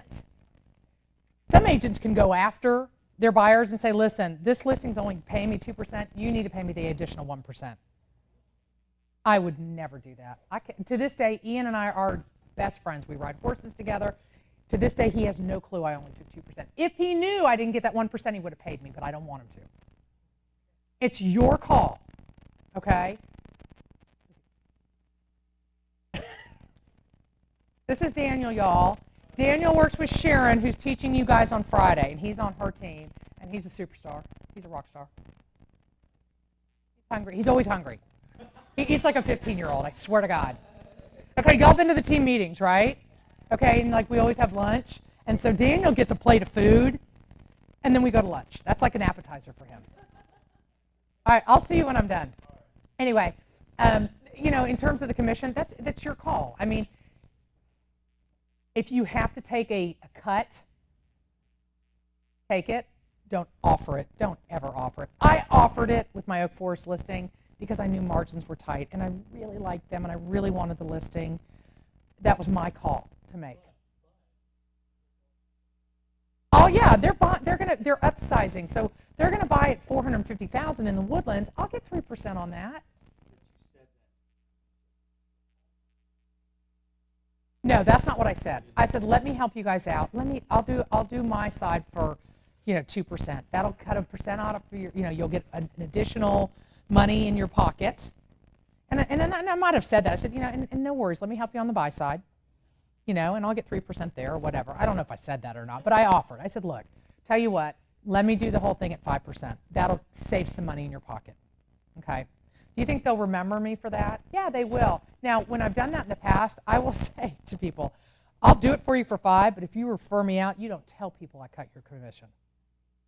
Do not, okay? Because you don't want to get known as that agent. There's an agent in my old office. All she does is list for 1%, and people know that. Yes. Yeah. And that's, I mean, she's a capping agent. She can do whatever she wants. I don't buy into that. I don't know how she makes money, to be honest with you. You know, the goal is for you guys is to get to 100% commission, right? Which you will. You'll get there. Yeah, well, start small. You'll get commission. You'll get commission. All right, look, we've got 10 minutes left. Questions? Anything having to do with real estate? Not necessarily. I know I threw a lot at you guys. Yes?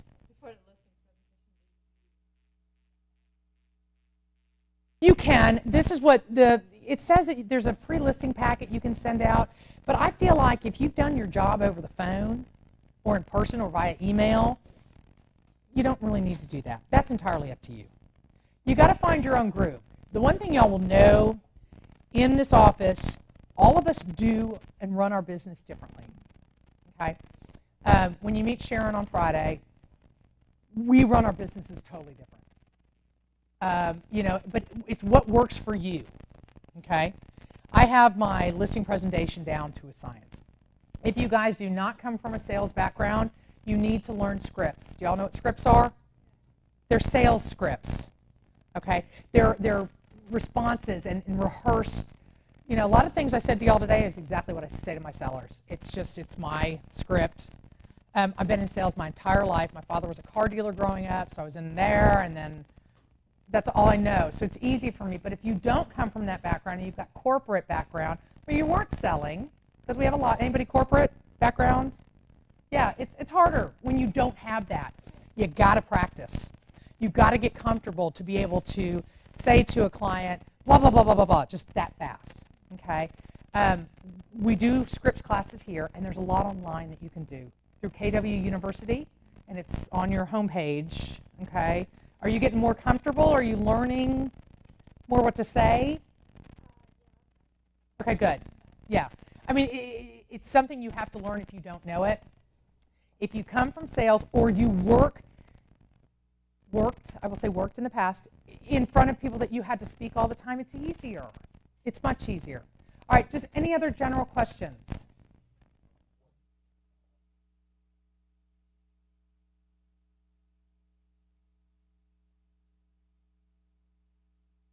No, I don't have a problem with that at all. What Jack was asking was, if I've got a listing and somebody asks me if they can share it on their Facebook page, Amanda, I think you did that, right? No, I told her, I said, knock yourself out. You're doing nothing but helping me. I want you to ask me, and she asked me first. I don't want to just see my listing on somebody I don't know. She was doing an open house for me, okay? Brad Hermes. Have y'all met Brad? Okay, Brad is a top dog in this office. All he does is luxury, high-end, high-end, high-end. An agent from our old office, we all moved over here from the Galleria office, me and him and a bunch of other people. She had taken one of his $1.5 million listings and posted it on her Facebook page like it was her own. Oh, he got mad. He threatened to sue her. But if you came to me and said, hey, Kelly, can I take your listing on Oak Forest and just post it and da-da-da-da-da, I don't have a problem with that. My name's on the listing. And if he wants to try and find a buyer for me, go get him, Tiger. Does that make sense? Yeah. If you'd like to share any of my listings, feel free.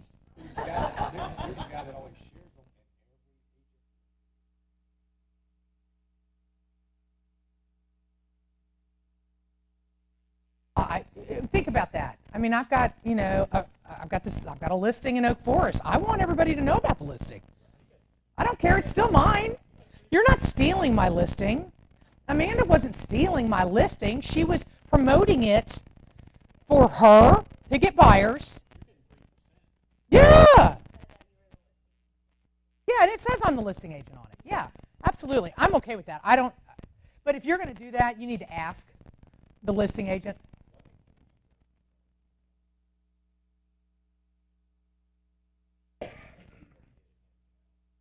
What, try to get both sides of the deal? There's no way they can, because the listing's mine. You can't get both sides of it. Yeah, well, they probably didn't ask. I'm okay, particularly if any of y'all are going to do open houses for me, knock yourself out. Put that bad boy all over social media. I'm good with that. Amanda asked me, I said, sure, do whatever, bless you, do whatever you need. My name is on that listing, so whatever she shares off of her, if you click that link, you see my face. Now, if you're doing open houses for somebody, print your own flyers with your information, okay? If you're going to do an open house for me, print your own flyers with your information. You want to capture buyers there and potential listings, okay? Why give out my information? You can if you want. I don't care. You know, I mean, think about that. You know, I've got flyers at my listings, the one I was just passing around. Don't give my flyers out, okay? You can make flyers, really easy. Debbie Cash will allow you to, she'll print flyers for you. Y'all know who Debbie is? She's our loan officer right over here. If you go to her and say, hey, Debbie, I'm holding Kelly's listing open at 123 Main Street. Can you print some flyers for me? Your information will be there, and her information will be there. It's still my listing, but it works in y'all's favor. Make sense? And they're free. I'm not really using Michael Lewis.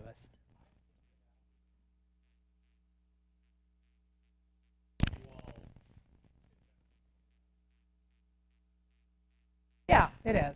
I'm sorry, my lips are chapped. The cold weather's killing me.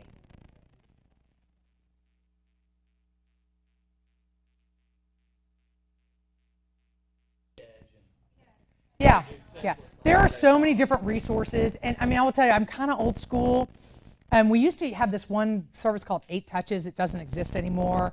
I'm just doing my flyers, unless it's a $950,000 listing. I will have professional brochures made for this, higher end. But for my little Oak Forest listing at $379.5, that flyer I passed around, I printed that off with Circle Pix. I think it looks pretty good. I mean, I'm fine with it. And it's just something to have it there on the listing. You know, but when I get into higher price points, and again, Sharon will go over all that with y'all on Friday and how to market, really properly market your listing. So the wrap up of the day is, when y'all are on a listing appointment, ask for the listing. How do you ask for a listing? It's kind of hard, isn't it? Can I have your listing, please? No, I mean, I said, I know, right? God, that's awful. I'd be like, no, get out. I asked Mike and Kelly, those are my buyers, my sellers in Oak Forest. I wrapped it up and I said, I love your house. And I do. It's a darling house. It's a darling house. Did you do that one? Or did you do my Latexo? Yeah. It's a cute house. It's a typical Oak Forest darling house. And I just said to myself, I love your house. I would love to work for you guys. You know, I hope we can make it happen. I essentially asked for the listing, didn't I? Without saying, can I have your listing? Find that comfortable, what we call boilerplate. You guys are older. You know what boilerplate is, right? My dad used to always say that to me. Boilerplate. It's your script. Find a comfortable script. That was my script right there. I love your home. I'm very passionate about what I do, and when you're passionate about what you do, it shows. Okay? And the fact that they hired me the next morning without even oh, there she is, Pitbull with lipstick. Come in. Sharon, come in. So they all know who you are. It is a very big class. Yeah, this is Sharon. So you guys will have Sharon on Friday. We're just wrapping up listing presentations. Sharon and I are kind of the 1-2 punch y'all get for the week. But y'all get me on Wednesday. Look at that look on her face. And then Sharon's going to talk to you guys literally about kind of what we were talking about, marketing that listing once you get it, and what to do and what not to do to get that listing sold. She's got her tennis shoes on, and I keep telling her, I'm like, you look like those ladies in New York that work on Wall Street. You know, and they walk real fast. And then you go into your office and you take your heels out of your drawer and you put them on. Yeah, so you guys will have Sharon on Friday. She is a wealth of information. She and I are, you know, compatriots. We go back and forth to each other and bounce ideas and things off of each other. You need to find that within your groups. You need to have that support. No. Did we look at the book once? No. Yeah, we have a book.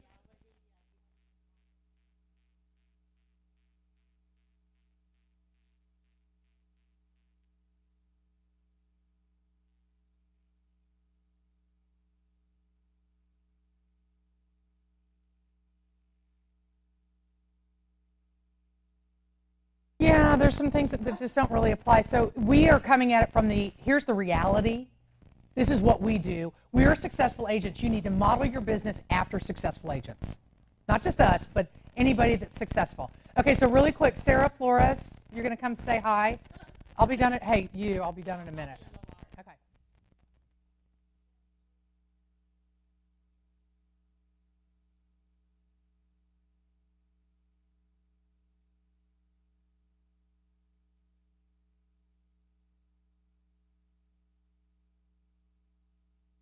You listened to me at all? It was really good.